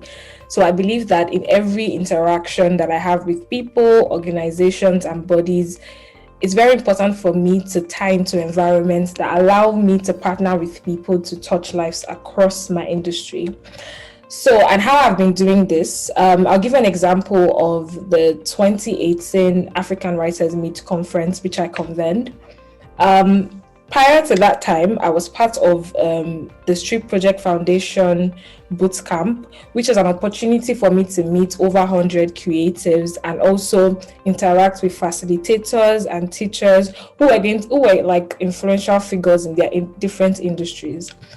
So while I was there, I ensured that I stood out as a strong member of camp. I ensured to build strong relationships with members of some people in camp. For example, Chibuike Chris Okpara, Chidima Osigwe, and Mrs. Martins, who was the founder of the Onikon Youth Center.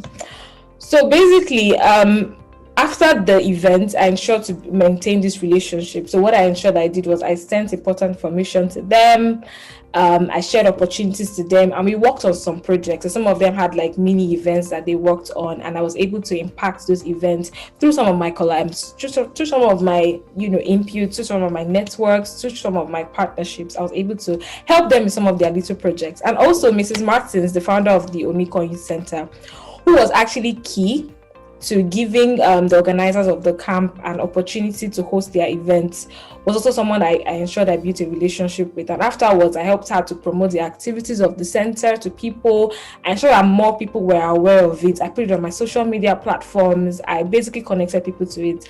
And all of this helped me with my own event. So I was able to get a free venue from the Lagos State Ministry of Youth and Social Development, courtesy of Mrs. Martins, who was the director of the center. She was able to connect me with the government and help me to ensure that my proposal went through. This will have cost me millions of naira, but through that connection, I was able to do that. And also, these members of camps, they were also part of the organizing committee of my event. So because I had identified that they were very good at their different fields, so they were able to help me with. One of them was involved with the marketing, one of them was involved with the promotion, one of them was involved with organization, and all of this was able to help me. And even the speakers as well were people that were, some of them were facilitators at that conference. So I believe that wherever I am in, and even when I'm in the UK, I'm going to ensure that whatever organization I volunteer with or I work with, or even while in school, I'll build strong relationship with my lecturers, with everybody I come across with, so that in the end we'll be able to touch lives. I must also mention that the events touched 1,000 writers, and some of them have gone on to establish their own workshops. Some of them have gone on to establish their own communities, and a lot of them now have sent me several emails, and I think about 10% of them are actually making a sustainable income from writing. So yes, thank you.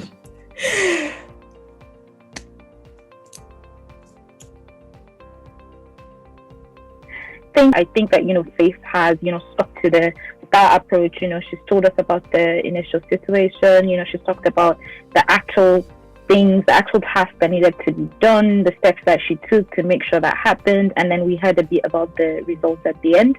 I thought that one of the stronger things was that you started off with a definition, because the question was, what does effective networking mean to you? And whether you're asked that question as directly as that or in a more subtle way, it is kind of important to outline what your mission is, what your definitions are for the basic tenets for leadership, for networking, because that kind of also gives them an idea about how the things you say you have done ties into that view that you have of what you're doing, because it doesn't mean the same thing to everybody. And it really communicates that you are a person with a mission and a drive when your actions and your track record coincides with your own vision of what that meant. I also thought and think that it was really great that you use I instead of we, especially when you're talking about programs where you might have collaborated with somebody else, because this is Chevening. This is about you and your leadership and your networking. It's not about your ability to work in a team. That's a great thing to have, but that's not why we're here. We're talking about you as a leader. So if you're somebody like me, who doesn't really like a lot of attention and likes to really be humble and sometimes downplay their own role in things, you're gonna have to practice saying I did, I do, I will in front of the mirror 1,000 times a day, just so you can get there and really show them what you have. And finally, I thought that it was so great that you mentioned how you maintain relationships. You mentioned how you maintain those networks that you build, because nobody wants to, really exactly just somebody who collects, you connect with everybody on LinkedIn, you make relationships. They're not even relationships if you make contacts that you don't keep, so it's important to also highlight how you maintain these relationships. And don't be ashamed, don't be shy to say social media. Like, it is such an important part of our lives now. So say I text all my friends and all these people that I met, that I stalk them on YouTube. I made sure to contact them on Facebook, tell them I loved what we did the last time and hope to do that again. Just mention the medium that you use to stay in touch with your networks. I'm conscious of the time, so I don't know if we have time to go through 2 more examples, but I would just like to, and if you're feeling up to it, to kind of just touch on the that would be the career part of the essay.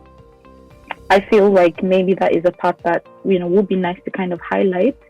So if you're up for it, I would like to ask you the question, or how you would answer, or how you answered the question, where do you see yourself in 5 to 10 years?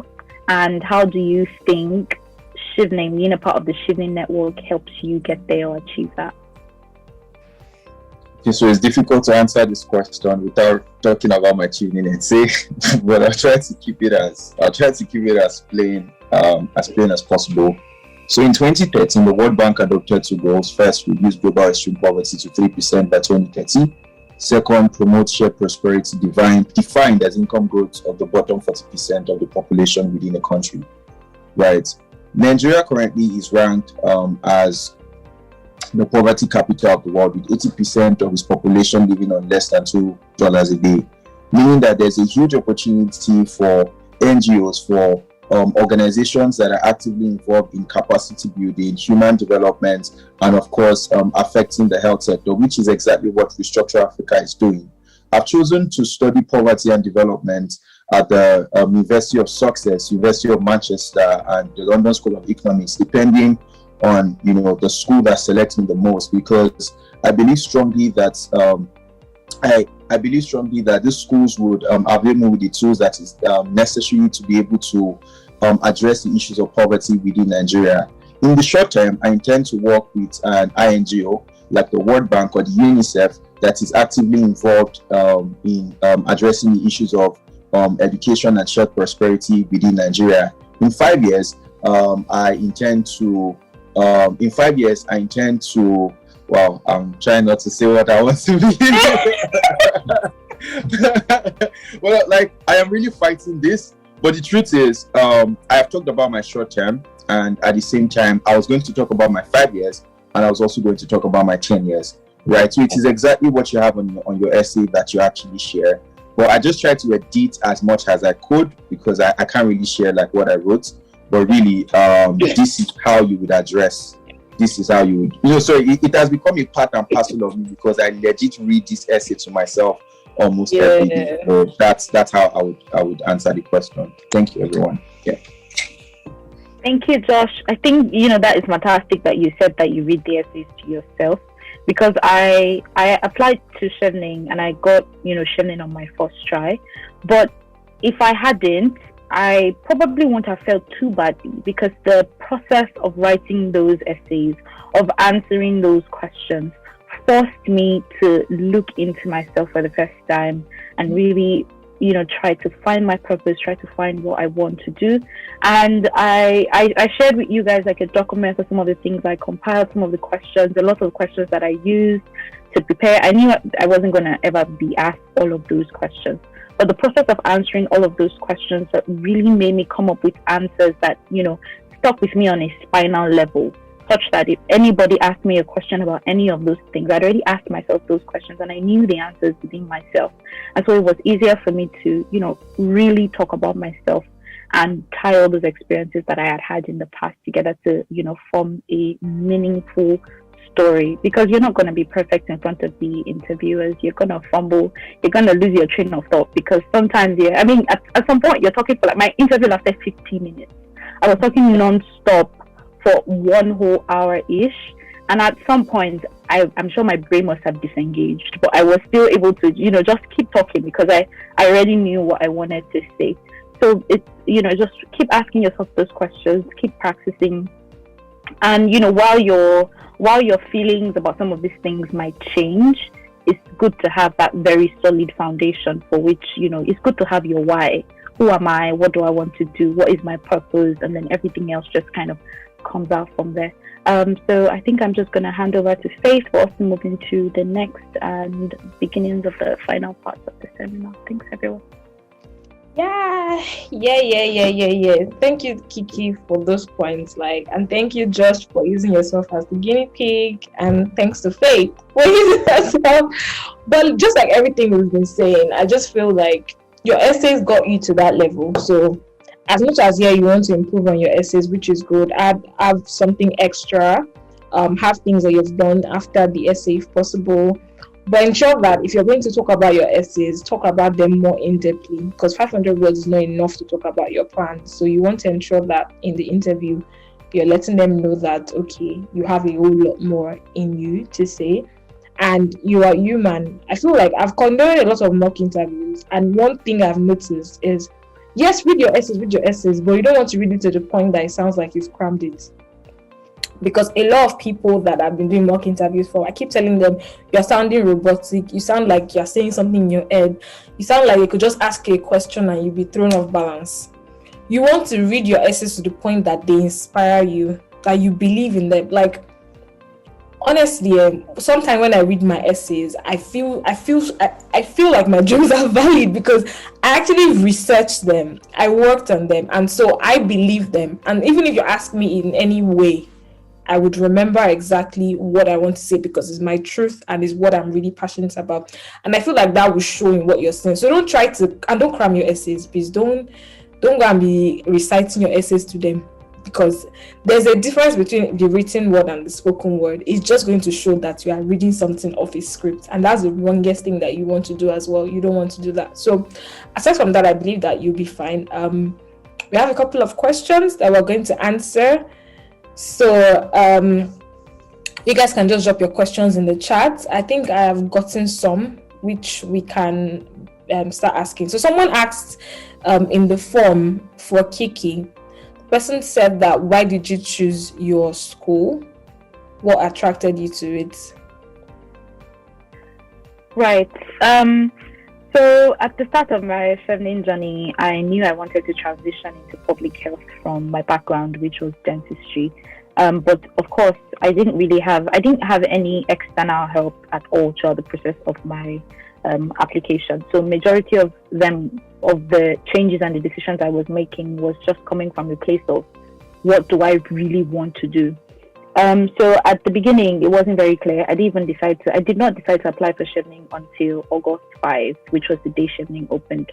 So at that point, I already had I had a very different plan. I had applied to different schools, a different school in the UK. I had got the admission. I had paid the deposit. I was ready to just go after my NYSC.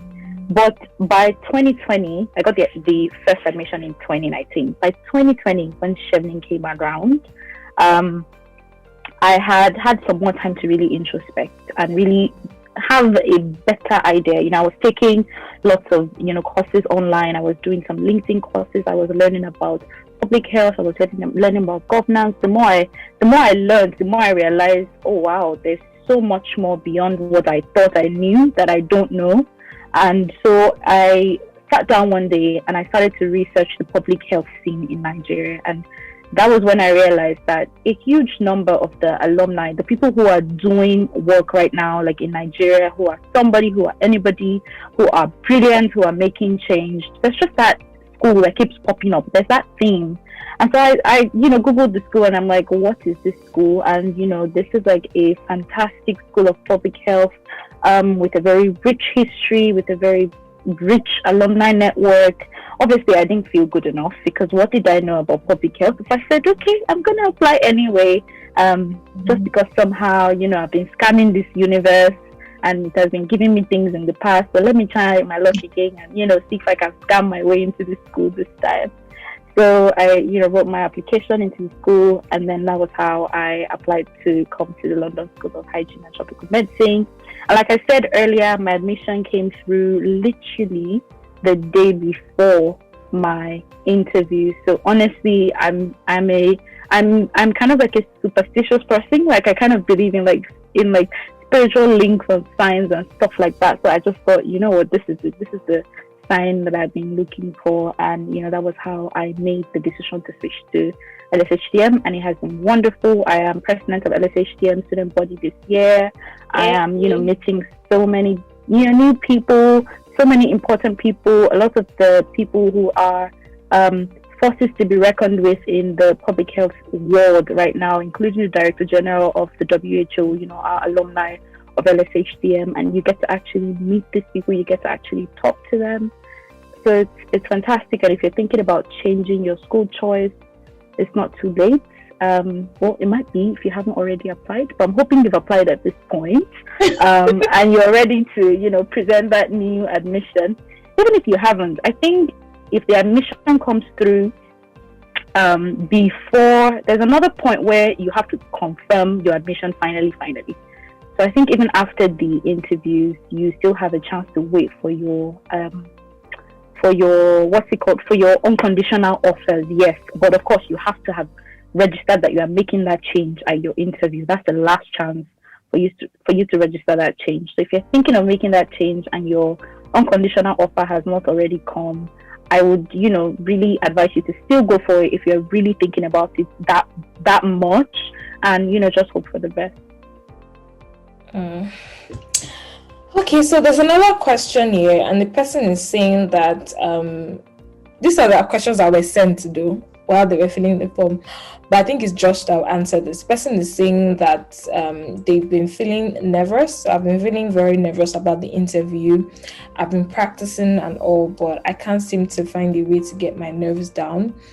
It even got worse when I found out that 1 in every 3 people who is interviewed might not make it. How exactly did you get your nerves together, and what inspired you to go on? Like, how exactly can I be confident enough at the interview? Josh. Okay, hi. I hope the person that asked this question is currently on this. That would be really, really nice. So, I see rejection as redirection. So in 2019, in 2020, I was meant to be interviewed for Mandela Washington Fellowship. I had 2 goals in 2020. The first one was Mandela Washington, and the second one was Chevening Scholarship. I had my bachelor interview with Mandela Washington Fellowship in 2020. Then I just come back from the program I went for in the US, so I wasn't really prepared and everything, because I couldn't do a physical interview, so I was given the grace to be able to reschedule my interview, but the only available time was virtual. So I did my virtual interview, and it was one of the worst interviews I ever had, because I wasn't prepared. I didn't know, I didn't research. When they say I just went in with good vibes and inshallah. That's how I went into my MWF interview, and it wasn't really nice, and that was how it ended.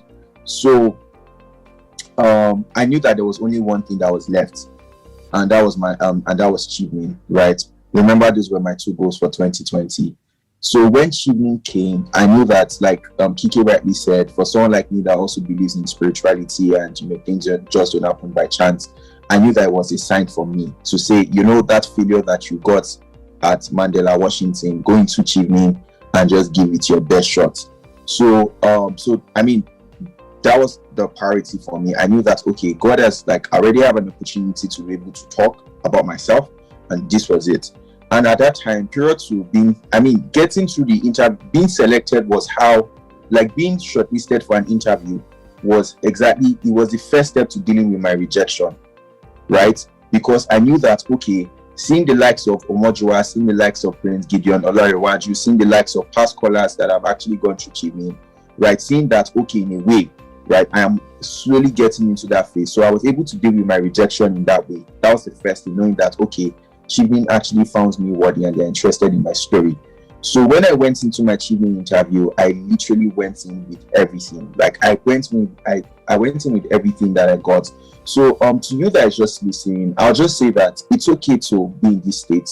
You would always feel like you are never enough. You would always feel like, you would check. In fact, when I was going into the British High Commission, I don't know, I'm Faith or Kiki, did you guys check the list of people that were meant to be interviewed? The longest list was international development. I checked the names, international development. We were 100. It was so full. I was like, wait, are you trying to say that all these people were all vying for the same international development? So again, before getting, I was really scared. But one thing I would just say is, just be yourself. It's okay. Be yourself. Own your story. It is very, very important for you to own your story. Talk about yourself. Nobody can talk about your story like the way you would talk about your story, right? So you need to own your story and you need to speak your truths. Faith has said this over and over again. Just speak your truths. It might not be easy dealing. It might not be easy dealing with this whole nervousness. But the truth is, it will come. But the truth is, when you get the opportunities to speak your truth, just see when they set a candle or when you set something on fire, right? Once you are ignited, that's how you should run. Run. And there's something that says that there's a saying that says you should write the vision and make it plain so that he who reads it may be able to run with it. So I think that one thing you can start with words of affirmation. Can you go to your jotter? Can you begin to write where you see yourself? Can you begin to confess? Can you begin to say good things? Can you start with that? Wake up in the morning and say, hey, Joshua, I know that I'm nervous, but I know that at the end of the day, I am skating through this interview process. Whatever questions that they ask me, I am empowered to be able to answer those questions. So these are some of the processes that really helped me in dealing with my own redirection and dealing with the rejection that I already got from Mandela Washington Fellowship. Even after the interview, I was still nervous because I was like, wait, did I answer the questions the way they wanted me to answer? Rethinking things. I now started rethinking the answers I gave. I said, you have missed it. But at the end of the day, it's just a process that would eventually go away. Thank you so much. Yeah. Right. So someone has a question, and I think I would answer that. So I chose a course that is quite different from all of the research I've done on Chevening scholars in Nigeria. I don't think anybody is studying the course. Oh, okay, this is even for me.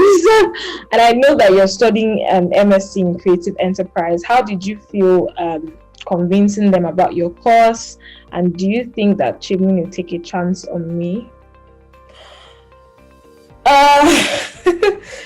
Honestly, I feel like for the fact that you made it to the shortlist stage, your course is valid, personally, because they wouldn't shortlist you if they did not think what you had was good.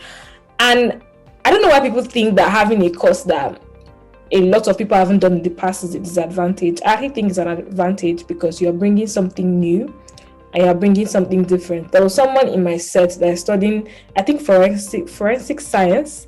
I've never heard anybody in Chevening, Nigeria study, but I feel like that would have helped him a lot because that's something new, that's something different. Do you understand? So don't feel intimidated. You got to this stage for a reason, and I feel like what you just need to do is double up on your research. So the reason that course is needed in your country, talk about it deeply.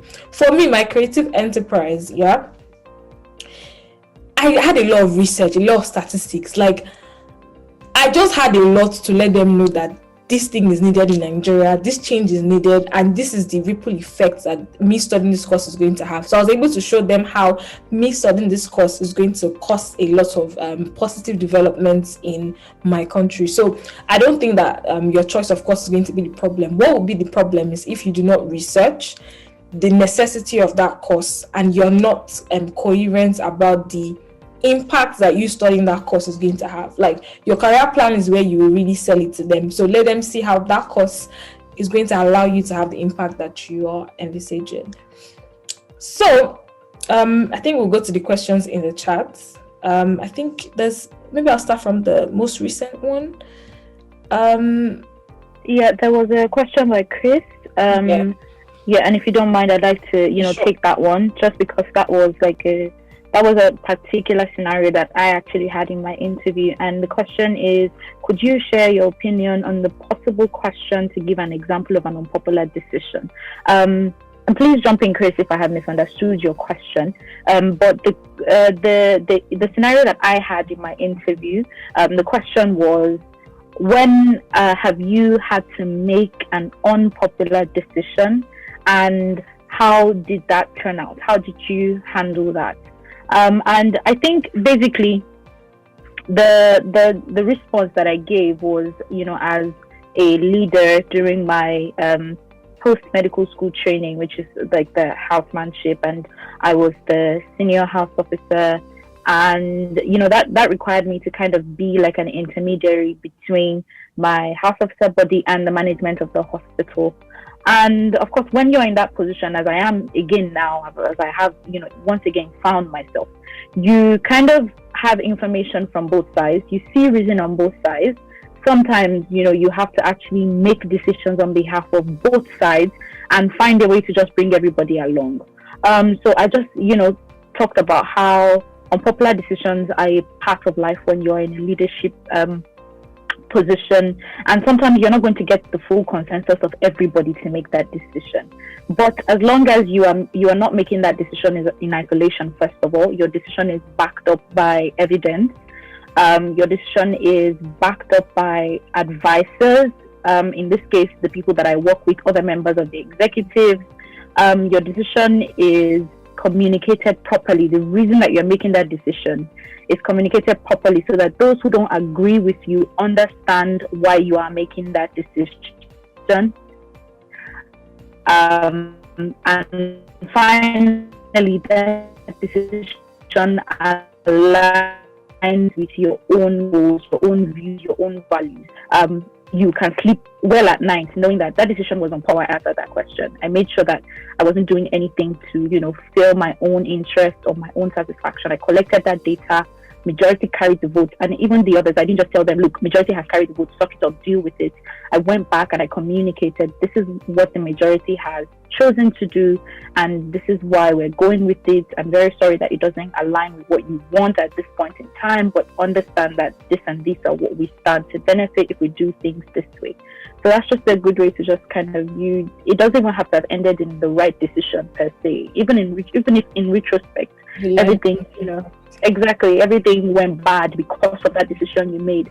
Still talk about the rationale behind making that decision, and still talk about what you've learned. I said that, I learned that sometimes people are not going to be happy with you, and as a leader, you have to deal with it.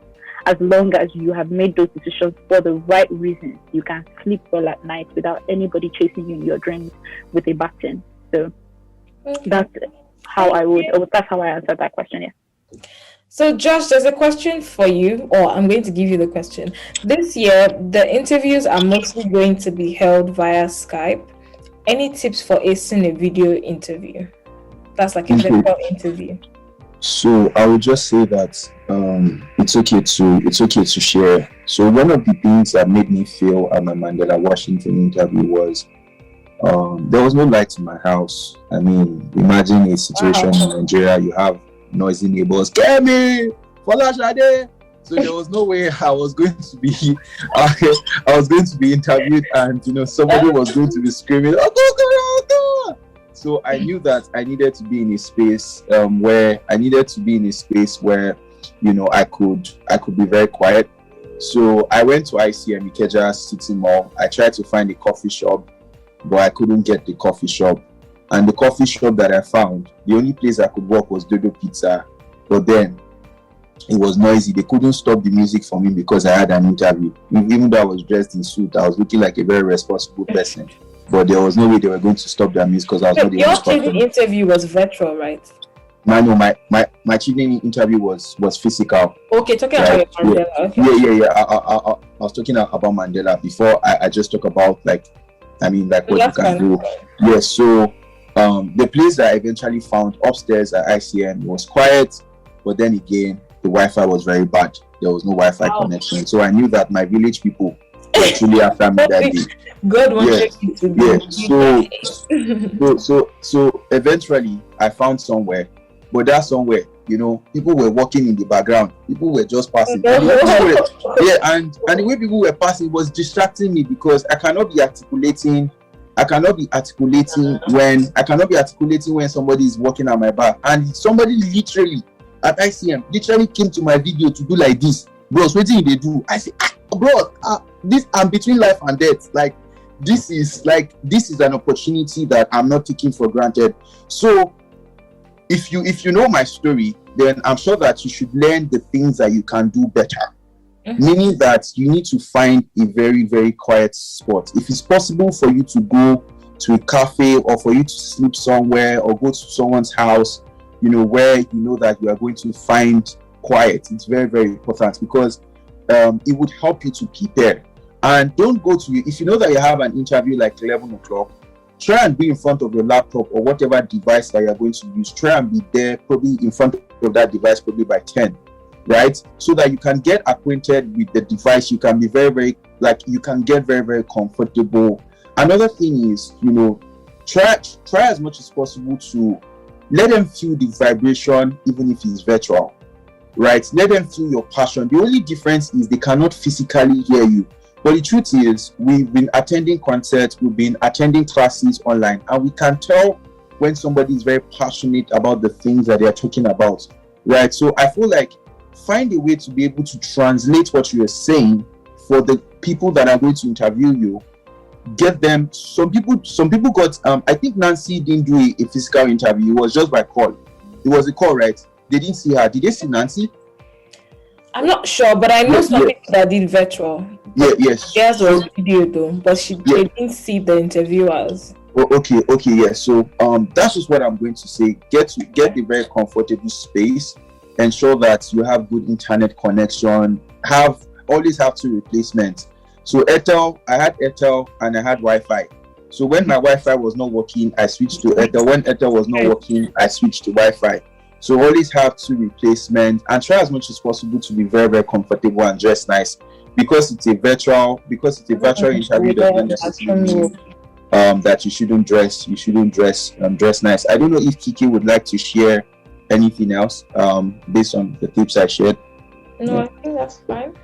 Mm-hmm. So it's another question here. If you're changing any of your school choices, are you going to talk about the new school when you are asked why you have chosen the schools, or you should stick with the ones you submitted earlier? I think you have to talk about the new schools because you're changing, right? So you have to give them a rationale for why these new schools are better than the one you wrote in your essays. So for me, okay. Sorry, I was just going to say, in my own, I wasn't asked. The question was, do you want to change your school? Yes. Which school do you want to change to this? Thanks. Moving on. They didn't ask you about why you chose your university choice. Mm-hmm. They asked me because I changed my course, and I changed the course not out of my own will though. So it was because my school, I think they switched the course in some way. I'm trying to remember what happened. I think the course was not running again for 2020, and that was even before the old COVID became serious. So I had to change the course and then defend the new course. But I know someone at her interview that is currently selected, and she's a Nigerian Chevening. She changed all 3 courses, and she just prepared a very amazing presentation about all the new choices, and she started showing why these new ones are better than the previous one. I wouldn't say I would advise that you change all 3 because there might be a part of grace in our own, but it's possible for you to change a choice. Just ensure that you're able to defend it if you're asked. It's better to be over-prepared than under-prepared, literally. So, someone says, my question is strange, but what if you haven't encountered any difficulty as a leader? Kiki, you can take this one. Yes, so I don't think that is entirely possible, and I don't mean to, minimize your experience in any way. But I guess sometimes some of us are just such gifted leaders that we don't realize that something that we've been able to effortlessly navigate is something that could actually potentially have been a problem. So a good idea might be to look at something in that experience. For instance, the experience that I elaborated on in my own experience was not that big of a deal to me. I literally it was instinctive to me. I knew what I had to do and I did it. And I told them, oh, this is what I've done, what I've done. You guys will be okay. That kind of thing. But the truth is, if you really dig deep, you look at something that you navigated with grace and you kind of think about how could this have gone the other way? How could this have gone wrong? Had I not done the right thing? And that could be, you're not lying. You're just looking at the same side of different sides of the same coin. For instance, you've done this thing where you led a successful program and everything was fine. I'm sure at some point, maybe the person was supposed to bring the chairs, was late, but it wasn't a big deal because you calmed down, you had a backup, or the person eventually came. And when the person came, you didn't yell at that person. That's something that you can really highlight, I was patient. I was able to draw on my backup. I was able to contact my contact. Somebody showed up for me. And, it's not lying, but you can really just magnify something that you feel that you navigated beautifully, kind of see how that could have gone wrong, and just highlight that you did this and that didn't happen. Okay. As a question I missed earlier, someone said you have to tell the interviewers that you want to drink water. I think so, because you can't just say, oh, where's the water? You be like, please excuse me, I just want to drink water. Like, don't just take it while they are talking to you. It depends, though. It really depends. Exactly. I would say I would say don't overthink it. Don't overthink it, honestly. Like, the moment you get in there, you feel the humanity of the people you are talking to. Like, as soon as you get in there, even if you were tense before, just with the way they smile at you or the way they receive you or the way they tell you how to sit, you kind of feel. So when you reach for that glass of water, it's a chat. When I got there, that was what I did. I just pictured I was talking to friends. I was talking to people that are rooting for me, because honestly, they want you to win. They're not, you can. So I just got there, sat down, calmed down, and I'm not sure I drank some water, but I'm sure if I needed to, I would have just reached for it and drank it. Drank the water, just because they were that calm. I was making jokes with them. They were actually laughing. Yeah, they were making jokes. Like, every time I drank the water, they would laugh. It was that fun. They'll be like, okay, well done, that kind of thing. But then it just depends, really. But like she said, do not overthink it, literally.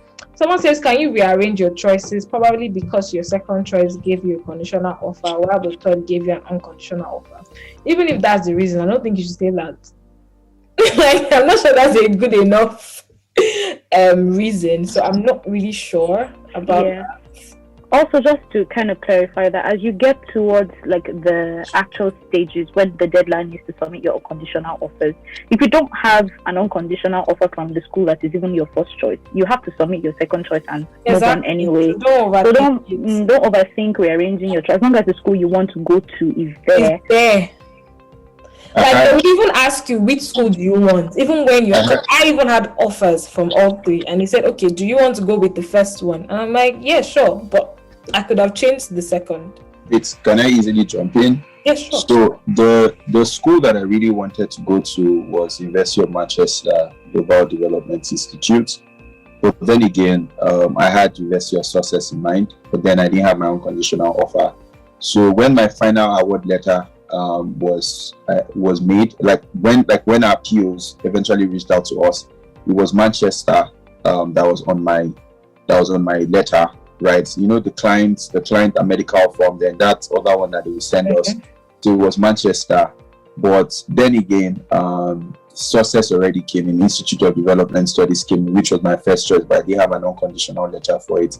So I just had to message my PO and said, thank you so much for Manchester, but at this point in time, my life is tied to the Institute of Development Studies, University of Sussex, and they were able to integrate me with my new program officer. And so like everyone has rightly said, don't overthink it. Chevening is there to serve you for the things that you want, and just to highlight on the interview, to be honest, these guys are humans. They are humans. Like, the people who interviewed me are actually humans. We laughed.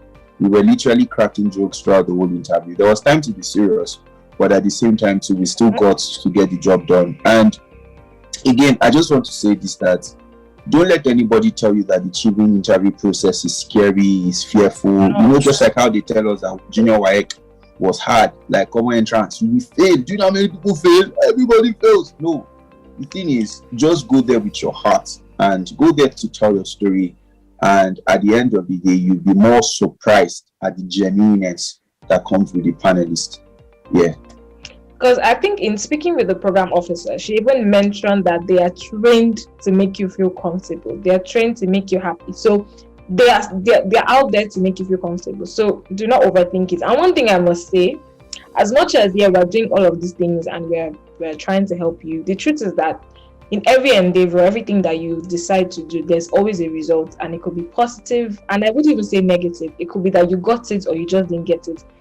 I don't want you to feel like if you don't get Chevening, you'll never be successful in your life, or this is the year you must get Chevening, and if you don't get it, life is not going to work out. Because I feel like when you now have that, it's good to have that I must get Chevening, but then also be very careful that you don't become obsessive and then you lose yourself in the process. Because when you realize that you're going to put in your best, and if it's for you, it's going to work out, I feel like it might reduce the pressure a little. Because when you make it like your entire existence, and then you go there with all that fear, oh my God, if I don't get this, I'll never be successful in my life again, you might jinx it. So I have the drive and the vision that yes, I want to get Chevening, because I knew that I wanted to get Chevening. Chevening was the only scholarship I applied for. People were asking me what's wrong with you, but that's the only scholarship I applied for because that's what I wanted, and I was willing to keep applying. Do you understand? So, and I feel like that made me calm. I knew that, okay, I've done, and also doing the work as well. Researching also helps you to be able to do well at interview. Someone is asking, can I wear my senator rather than suit for the interview? A friend of mine wore a full native attire. She literally wore gele. So, wear what you're comfortable with, but I won't advise that you wear gele because there's grace in this thing. But you can wear your native attire. Like, some people even got compliments. I know people that wore agbada, people that wore Ankara dress. So just do you, literally dress like who you are. So basically, if you are Kiki with the lucky shoes, be Kiki with the lucky shoes. If you are Faith with flats and simple dress with heavy makeup, please be Faith. If you are Abby with if you are Precious with yellow dress, please wear your yellow dress. I don't know what Josh wore. Josh, did you wear a suit? It's always safe to go official. Always safe. I know, right? Not all of us can be Okonjo-Iweala. She's free to wear Ankara now because she's Okonjo-Iweala. But start small, always keep it up. For me, I would always advise that you keep it up if you keep it corporate. Thank you. Yeah, do you though, personally? That's what I just feel. I feel like it's more about what, yes, but don't go. The key is don't look bad. Don't look like you're not prepared. Don't look rough. Don't look tattered. The key is just dress as good as you want, literally. I basically obsessed over that. I felt like we could not wear lots of colors, we could not do this. But in the end, I saw people looking bright and happy, and a lot of them made it, literally.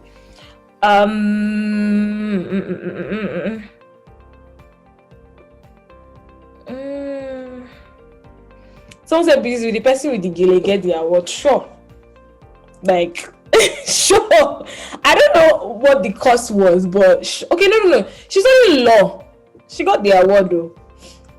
So, anyways, do you guys have any final questions? While I just check if there's one last question here, and then we can round up. Yeah. So someone said, how did you guys deal with the waiting period? So after the interviews, how exactly did you guys deal with the waiting period? Because the person said, while waiting for the interviews, I was overreacting and I'm worried about how I'm going to handle that. So I feel like that's a good way for us to even end.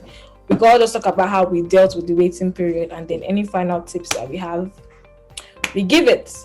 So, Kiki, with the lucky shoes. Just do your best to forget about it. Honestly, like, just put it out of your mind, push it to the back of your mind as much as you can. Distract yourself, do other things. The moment it comes to my mind, or it came to my mind that, oh, Chevening deadlines, I'll just find something else to preoccupy myself with, because overthinking is not going to do anything. You've already submitted your application or you've already done your interview, whatever the case is, don't sweat it. And as you might have noticed from all our very different interview experiences, there is not one right way to be a Chevener. Where the beauty is in the diversity, as cliche as that sounds. The beauty is in the diversity. So do your best, give it your best. And I think at the back of your mind, somewhere you'll be very confident that you've done well, even though that uncertainty is still there. When you've done your homework, when you've done what you have to do, it'll be easy for you to just forget it and just wait for the good news. Joshua. I'll just like to address these issues of conditional, unconditional letters from your school. It is people that are behind systems. It is humans that are behind systems. So let's say there's a particular school that you're interested in, email them and call them. Right? If you haven't gotten an unconditional letter and you are yet to meet the deadline, please email your school. Tell them that, hi, my name is X, Y, and Z. I'm currently I've just been accepted for the Chevening scholarship and I'm depending on an unconditional letter to be able to confirm my scholarship. Email them and follow up with, just ask your schools. The UK schools will respond to your email. It's not like Unilag where I went to. Those ones, I didn't even sure they have email address. But the truth is UK schools would actually respond to you. Email them and ask them and speak to them. Then the last thing on the waiting period, it's the hardest of the journey.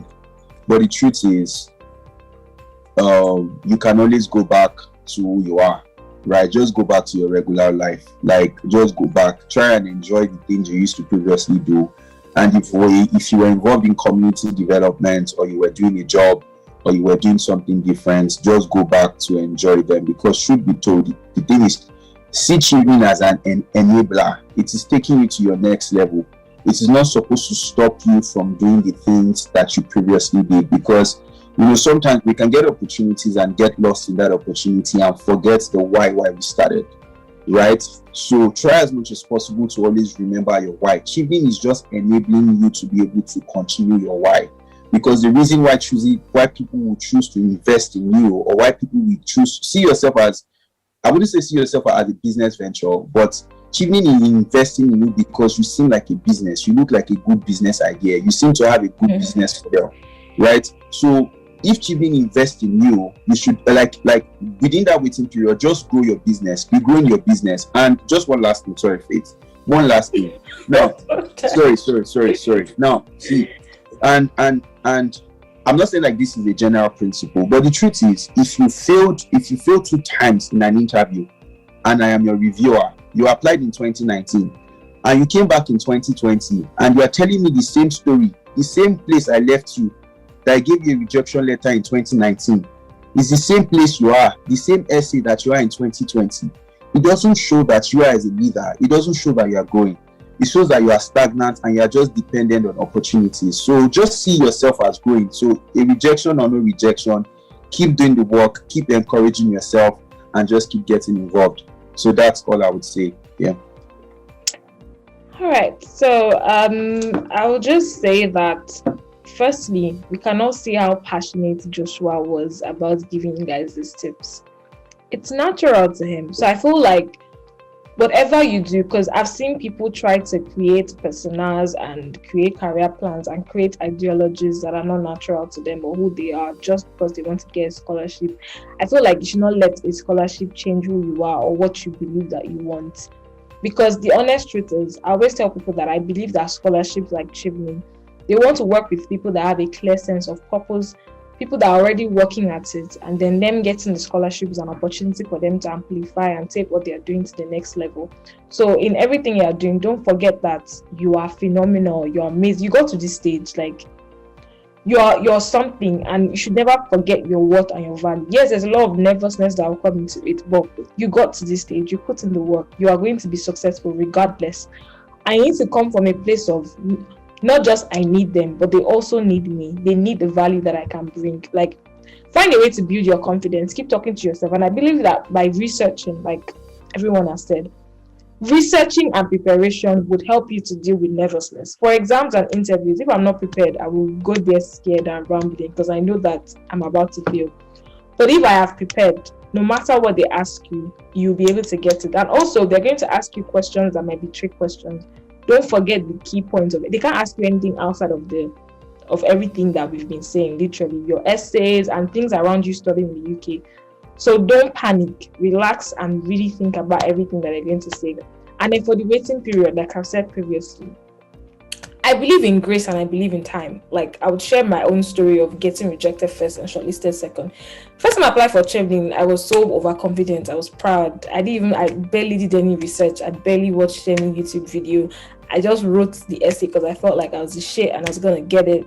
And so even I wrote lazy essays. And so getting longlisted boosted my confidence. I was like, you know what, I'm going to the UK. I'm going to kill it. I planned my entire life around going to the UK in 2019, and I was even obsessed about waiting for the results, checking my emails every day. I basically didn't have, I think I paused on a lot of things I was doing and basically shut down my life because of Chevening, and I got rejected. And it was a very dark place for me because I went into this very sad, depressed place. But now looking forward, because afterwards I moved on, I started working on my life. I was now even more passionate about what I was doing. I think kind of spurred me on to be really angry and put in the work and everything. And this time around, I did not even put my life around it. Like, I didn't even care whether I get it or not. I knew that I was still going to do the things I wanted to do. They were natural to me. The course I wanted to study was zero from the first course, and I'm very grateful that I didn't even get shortlisted in that first one, even though I was longlisted. I was grateful that I didn't get past that stage because I don't know why I wanted to even study that course. It was very limiting, like in terms of everything that I want to be, it was limiting. So I feel like whatever happens, I believe that you're going to do well for the fact that you're putting all these efforts. But whatever happens, realize that failure is not the end of you. Failure is simply redirection. And for the fact that you're here for a reason, you're here to learn something, you're here to either get Chevening or you're here to either learn anything from it. So once you do the interview, please move on, do other things that you're passionate about. Focus on everything you've been doing, continue to work, continue to build on them. So that there are many other opportunities to apply for, apart from scholarships. The opportunities, there are so many things. I feel like one thing that will help you to deal with the tension is if you have something else that you're focusing on. If you sit down and pause your life for Chevening, you're going to lose your mind because it's a lot of time. Like, it's a long time to wait, guys. You don't want to do that to yourself. So I believe that once you put in the work, once you research, and once you tell yourself that you got to this stage, you're amazing, you're phenomenal, and regardless, you're going to be successful, I feel like it will put you in the right place mentally. All right, thank you guys so much for being part of this. A big thank you to Kiki, a big thank you to Joshua, a big thank you to all of you that have been part of this, everyone giving contributions, everyone asking questions. My name is Faith, aka AFM Stories. I have a YouTube channel for scholarship tips, and I have a complete guide on Chevening. You can check it out. I also interviewed the Chevening program officer previously, so you can check out that video on my YouTube channel, youtube.com/AFM Stories. Please subscribe, help the ministry, and then you can also follow each of us on social media. I think Kiki is Life of Kitana, and I think Joshua is Josh Bounce, right? And I am AFM Stories. So follow us, connect with us, and I really wish you all good luck. And I know that you guys are going to do it. Oh yeah, let me drop the YouTube. So guys, subscribe to the YouTube channel. I believe in you guys, and I believe that regardless, you're going to become all that you're supposed to be. So that is the YouTube channel link. And this video is recorded, obviously, so it's going to go up on the YouTube channel, so you can watch it over and over to just learn more, because sometimes you might watch something the first time and then you have to watch it again to see something you can get from it. All right, bye everybody, and I look forward to welcoming you to our network.